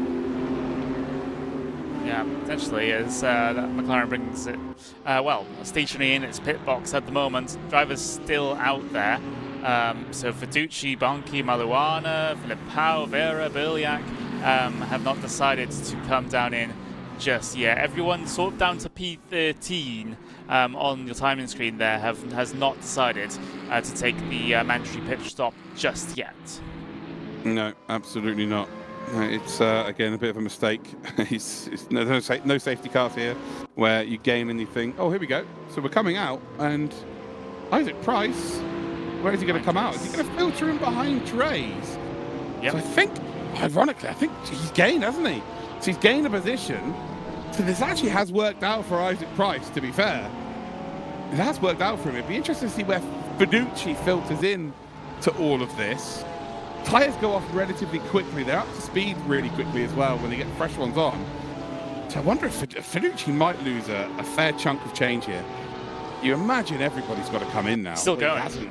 Oh, it's going to hurt him. He's committing. Connery, it's going to hurt him.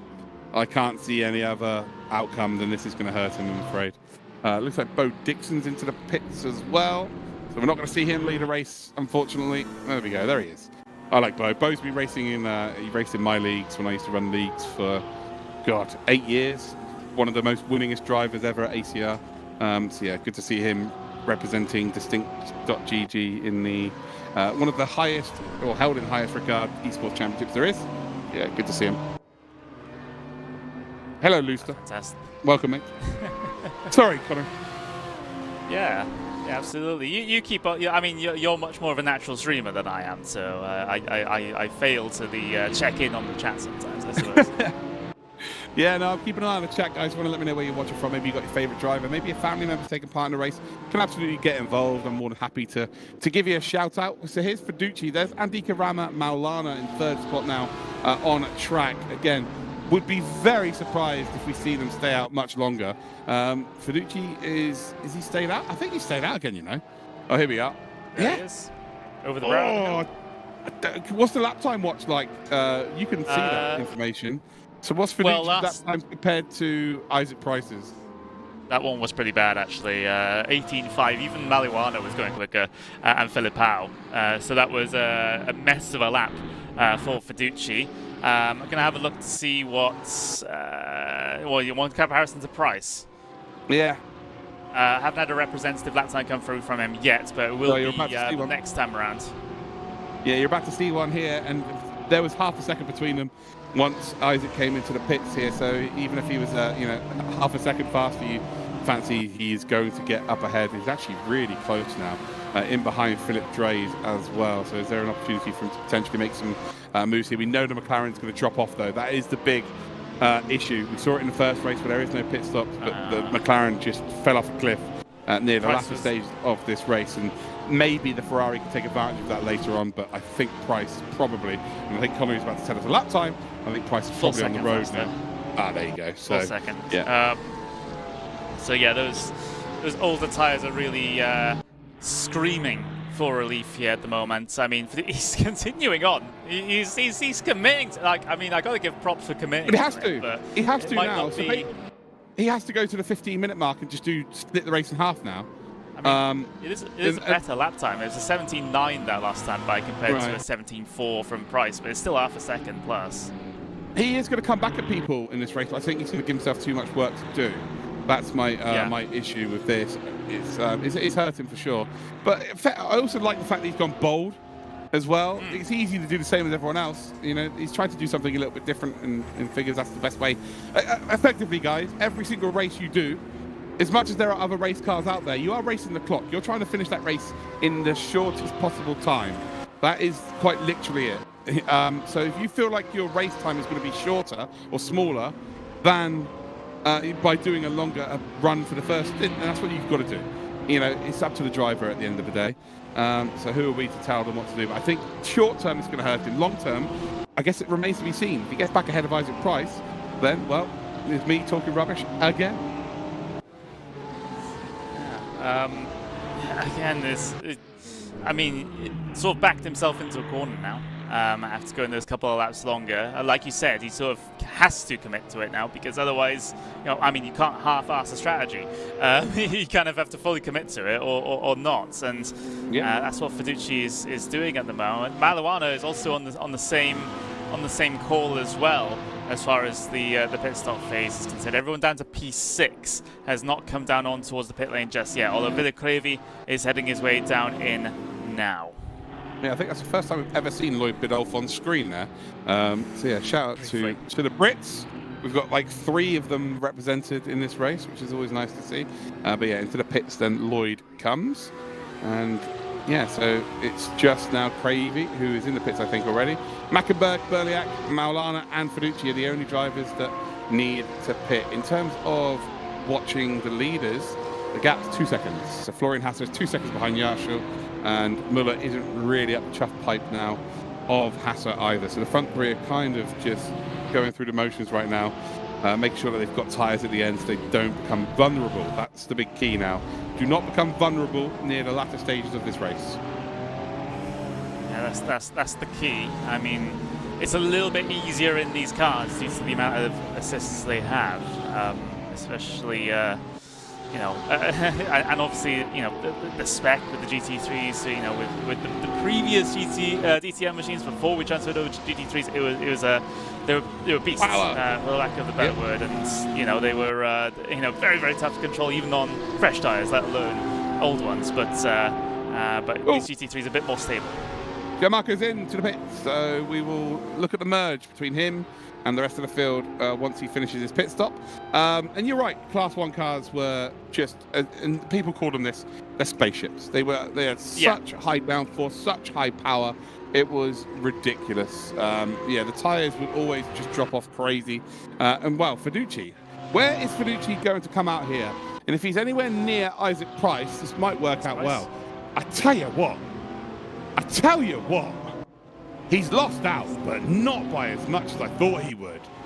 Hold that phone again, Isaac? Connery? Hold that phone. You got the same colour hair. Fiducci's going to he's going to fly. He's going to fly up to the back of these cars now and have such better tyres that this might work out beautifully well. Remember, Berliak and Mackenberg have got to come in, so he's now net P7. He is 7th in this race. And when he came into the pits, he was 5th, I think. He was 5th. He was ahead of Isaac Price. Isaac was 6th. I think, no, sorry, he was 6th and they earned 7th before Isaac Price because Dre's pit really early.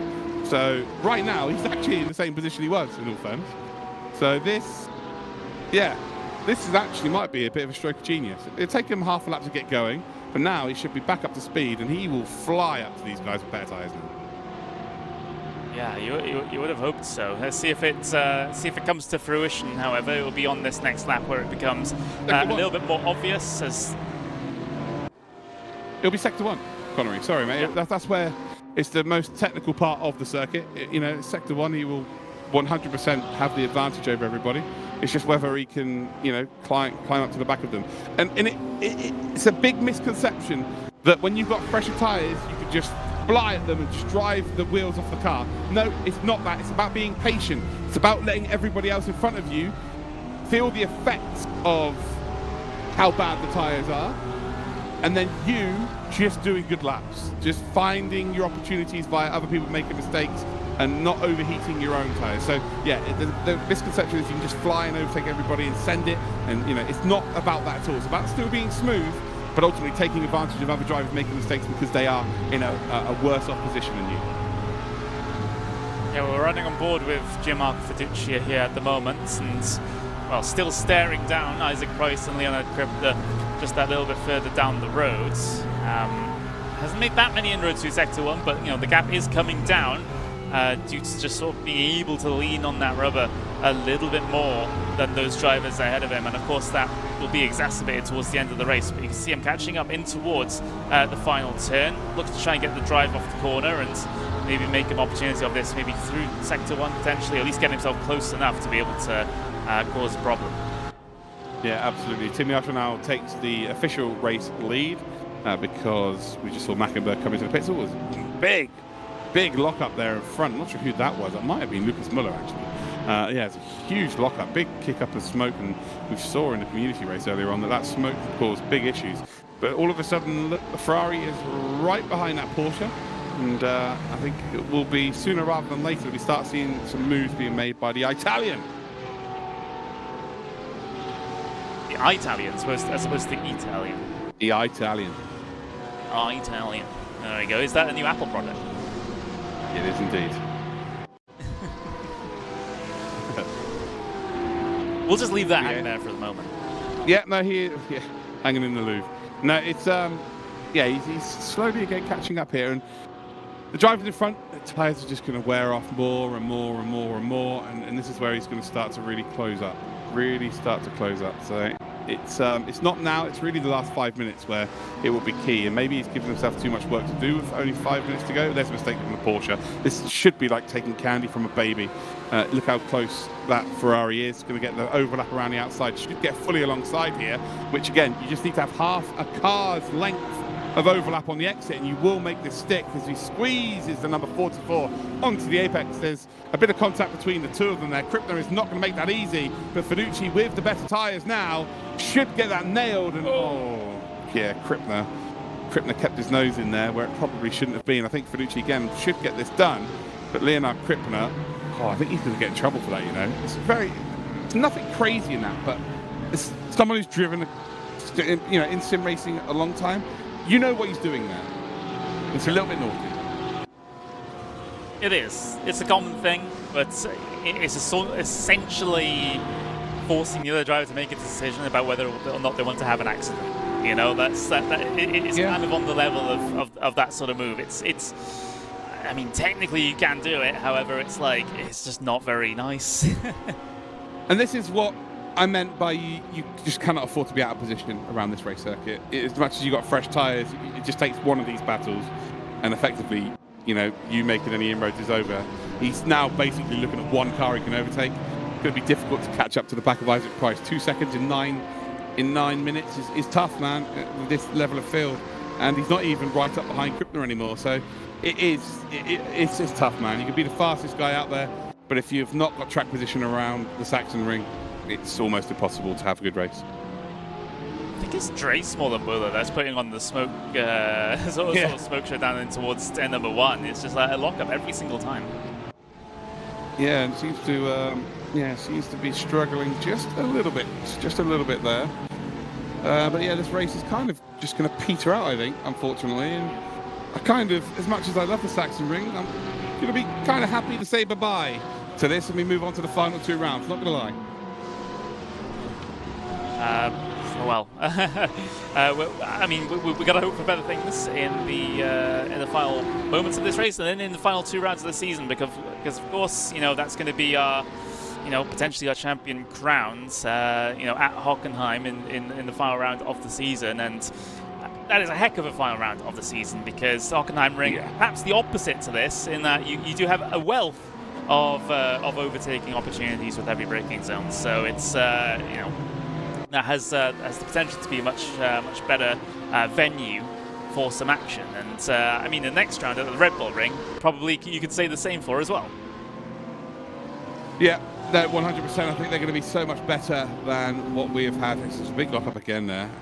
Yeah, Philip Drays just said to all the fans around there, yeah, we don't want you seeing any action. I'll just put a smoke screen out there. It's like Wacky Races.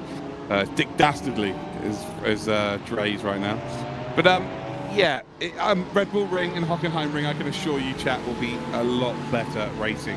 It's nice to have different challenges across the season. I think it's vital to have different challenges on a calendar to, you know, crown a champion.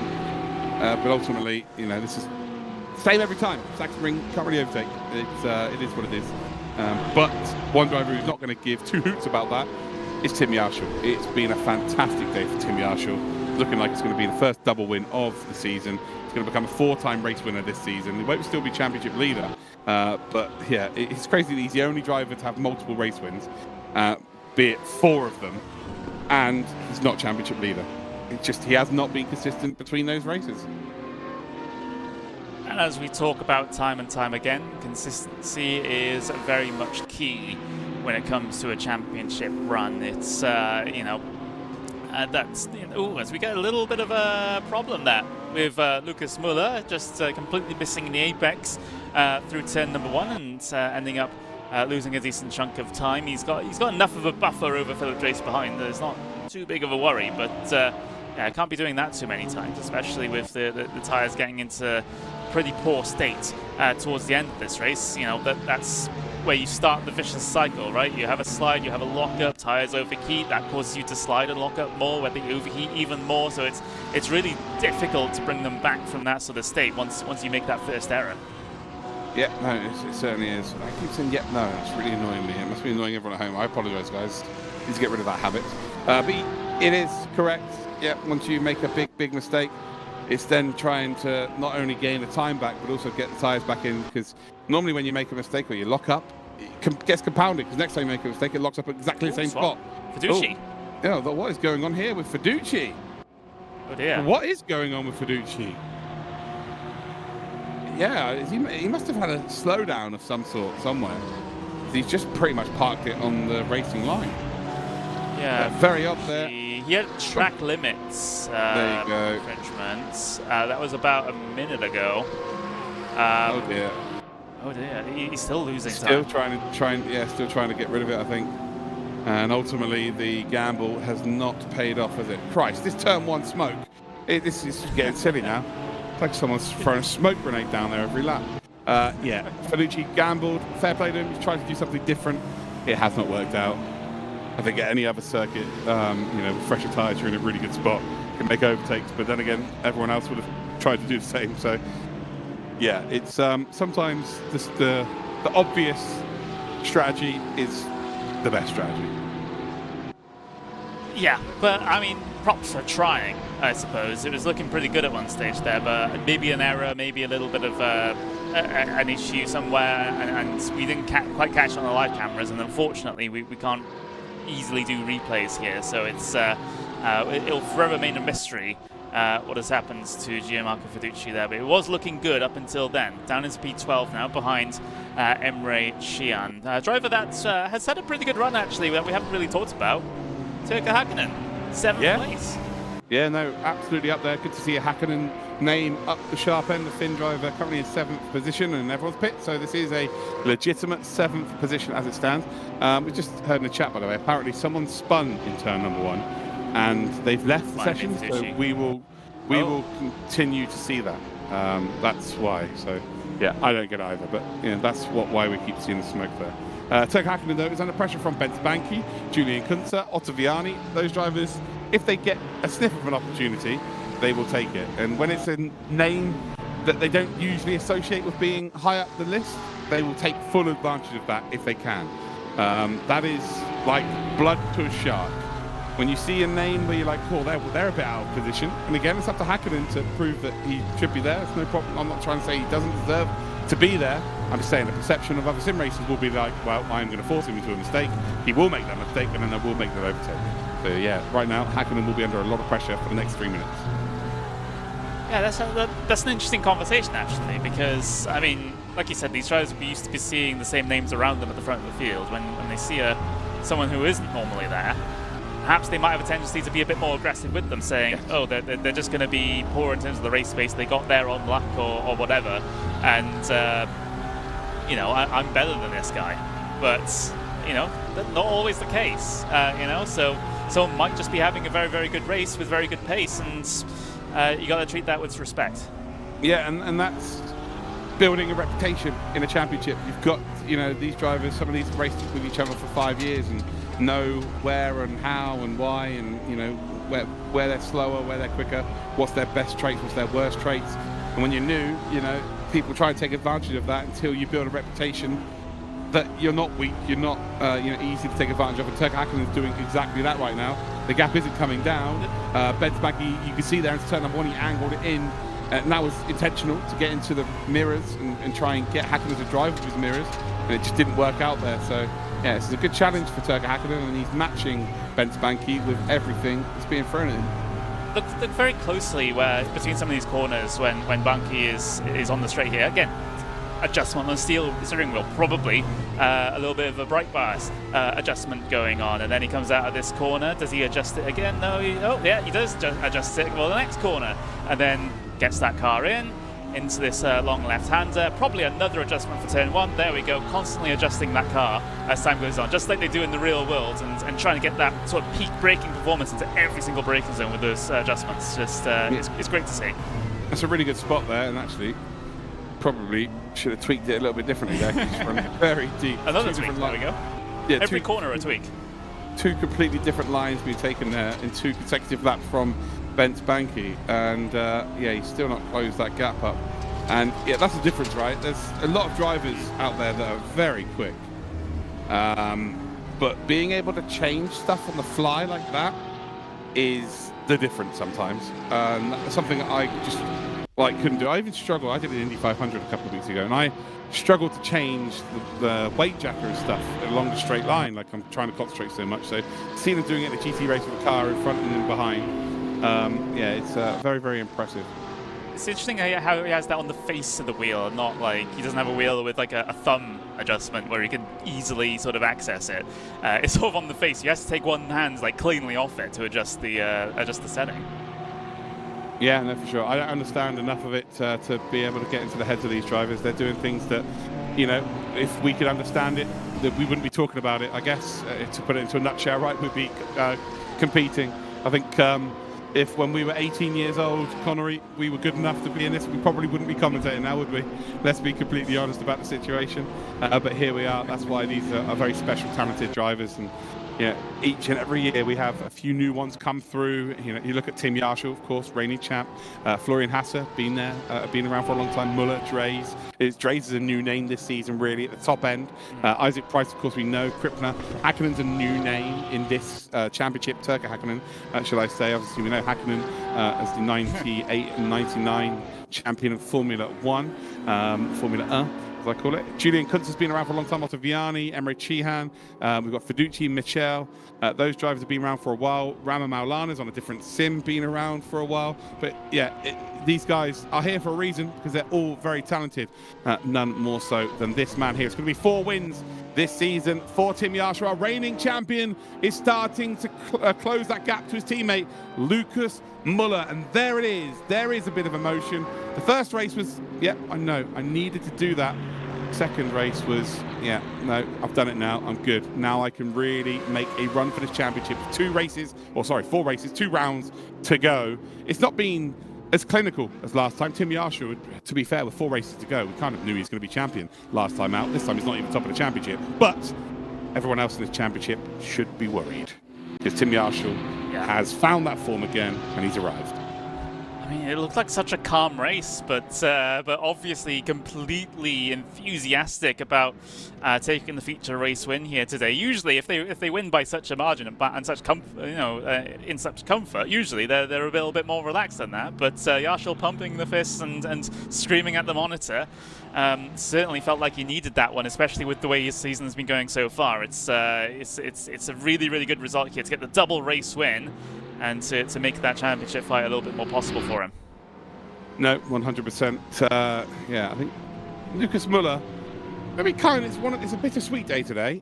Qualified qualified second twice, and dropped down a position and 2 positions in both races. So I think an opportunity missed for sure. We'll probably have a little chat with him actually in a minute and be able to discuss that in detail. Again, it's a top 4 for Germany, which is fantastic for them, of course. Tim Yarshall, though, wins by 8 seconds. Very comfortable win. Florian Hasser second, Lucas Muller in third. Florian Hasser, actually, shout out to him, needed a good result in this race and, well, has delivered. Philip Drazen in 4th, Isaac Price 5th, Leonard Krippner in 6th, Turk Hakkinen in 7th. We then got Ben Spanky, Julian Kunze, and Alessandro Ottaviani as your top 10.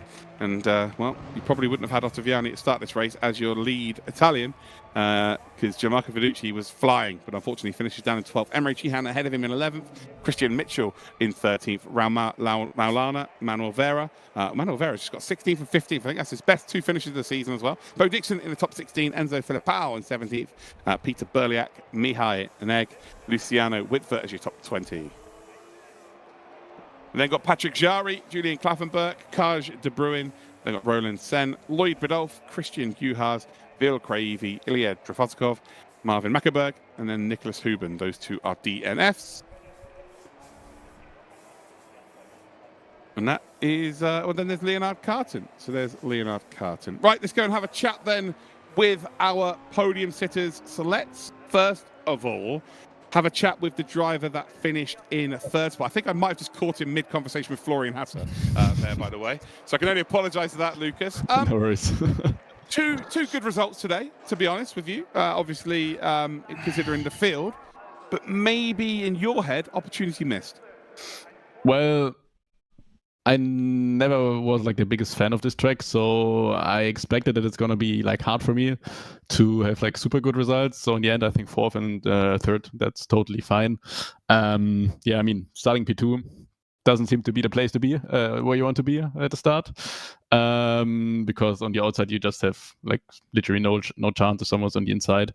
So yeah, lost in the first race 2 places there, and the second race 1 place already in the first 2 corners, and then afterwards, I mean, we can't overtake. I mean, we got quite a heavy bop, especially on the power, and we already have the like slowest cars on the straight.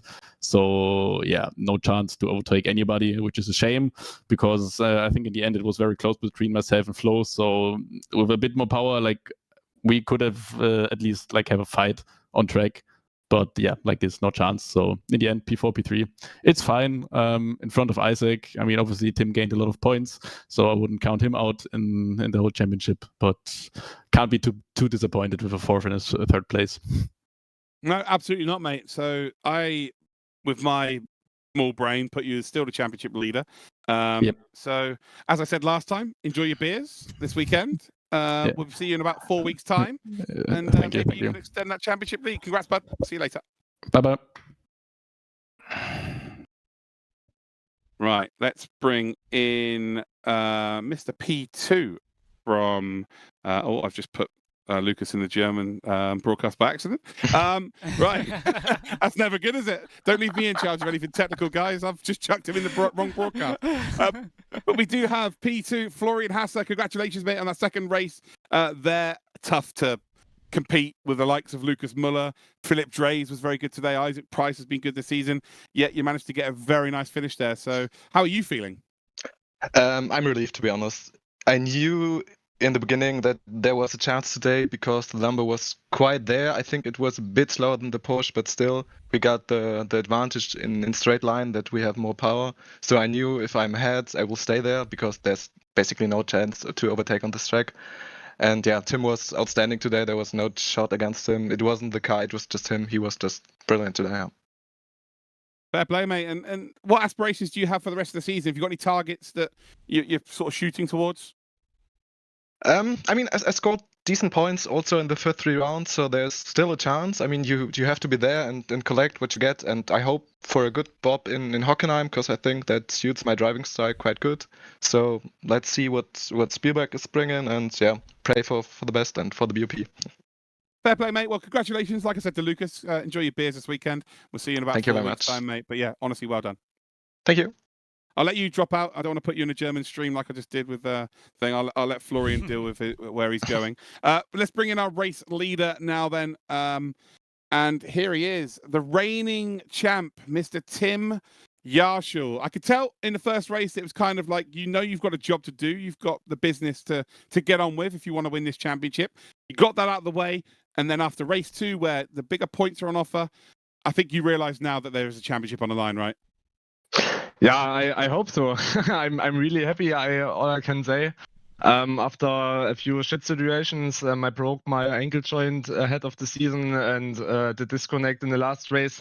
I'm really happy that that I received the double victory, and all I can say, I'm really happy, 100%. What do you think it's going to take for you to become the DTM eSports champion? How many more race wins do you think you're going to need? Because Lucas is still going to be a fair few points ahead of you. I think you might have cut the points lead to about 20, maybe even a little bit less than that, actually. But what do you think you need to do to go out there and become a 2-time champ, the first ever 2-time champ? My plan is that I repeat this result and pick up 4 more wins. Okay, that's my plan. That's fine. Yeah. Oh, mate, fair play. Short and sweet today, but fair play to you again. It was nice to see. You could just tell that after race 1, you're like, there's a job to do here. I'm just going to focus. And then the second race, you're like, do you know what? I can celebrate now. And do you know how crazy this is? You're the only driver to win more than 1 race this season. You've won 4 now, yet you're still not leading the championship. So that disconnect really did hurt you. But hopefully you don't have any more disconnects and you can get the job done on the track. So well done, mate. Enjoy your weekend, and we'll see you in 4 weeks' time. Yeah, thank you. Have a good evening. Bye. Take care, mate. There you go, Connery. I think we've got a few things we need to have a look at. Is that correct? Before we shoot off, or am I wrong? I don't think so. No? Not that you've added to the run of show. Well, the fastest lap award today goes to... there we go. I knew I was forgetting something. Yeah, the fastest lap award goes to Tim Yarshall. So he did a 1:17.194. And yeah, the fastest lap award will win themselves a speaker from JBL, which is always good. And then we've got the pole position award here. And Philip Dreys has 2. Isaac Price has 2. Tim Yarshall has 3 now. So Tim Yarshall has taken the lead in that. So yeah, very, very interesting indeed. Connery, any final words from you? Well, I mean, it was. I think it was the event that we sort of came to expect here at the Sachsenring. Yes, the Community Cup race has a decent amount of action in those older DTM machines, but in terms of the GT3s here, it was a bit of a struggle for drivers to get past. Despite how much of a lap time delta they may have had.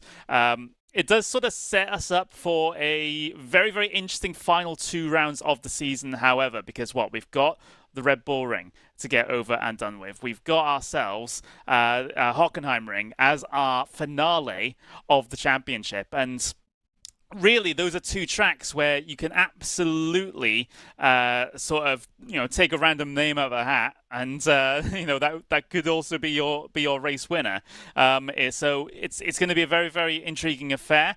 The championship is so close. We may even see a lot of drivers really start to take risks at this late stage of the season, but you have that intriguing combo of track that's pretty good for overtaking, plus drivers taking risks, which will really going to add so much more to this show, and hopefully we'll get a fantastic end to the season. Yeah, absolutely. Couldn't agree more. Red Bull Ring, Hockenheim Ring. Let's check out then the calendar for the rest of the season, so you guys can see we finally have got rid of Sachsenring again. I like Sachsenring as a place, but in terms of being a commentator, it is not much fun to commentate on. It's track position. It's like Monaco for the GT cars. Qualifying is key. We've done the first 4 rounds of the season. We head to the Red Bull Ring in June, the 27th of June to be exact. 18th of July will be the finale at Hockenheim Ring, and then the DTM eSports special event worth no points. I have no idea what that is, but I'm sure we'll be here for it. But anyway, thank you very much for watching, guys. Make sure that you subscribe to all the channels that you've been watching on today and join us for round 5 of the DTM eSports 2025 Championship. We came in with Lucas Muller leading, and we gave with Lucas Muller leading by more points than he did, but probably under a bit more pressure. We'll see you next time at the Red Bull Ring.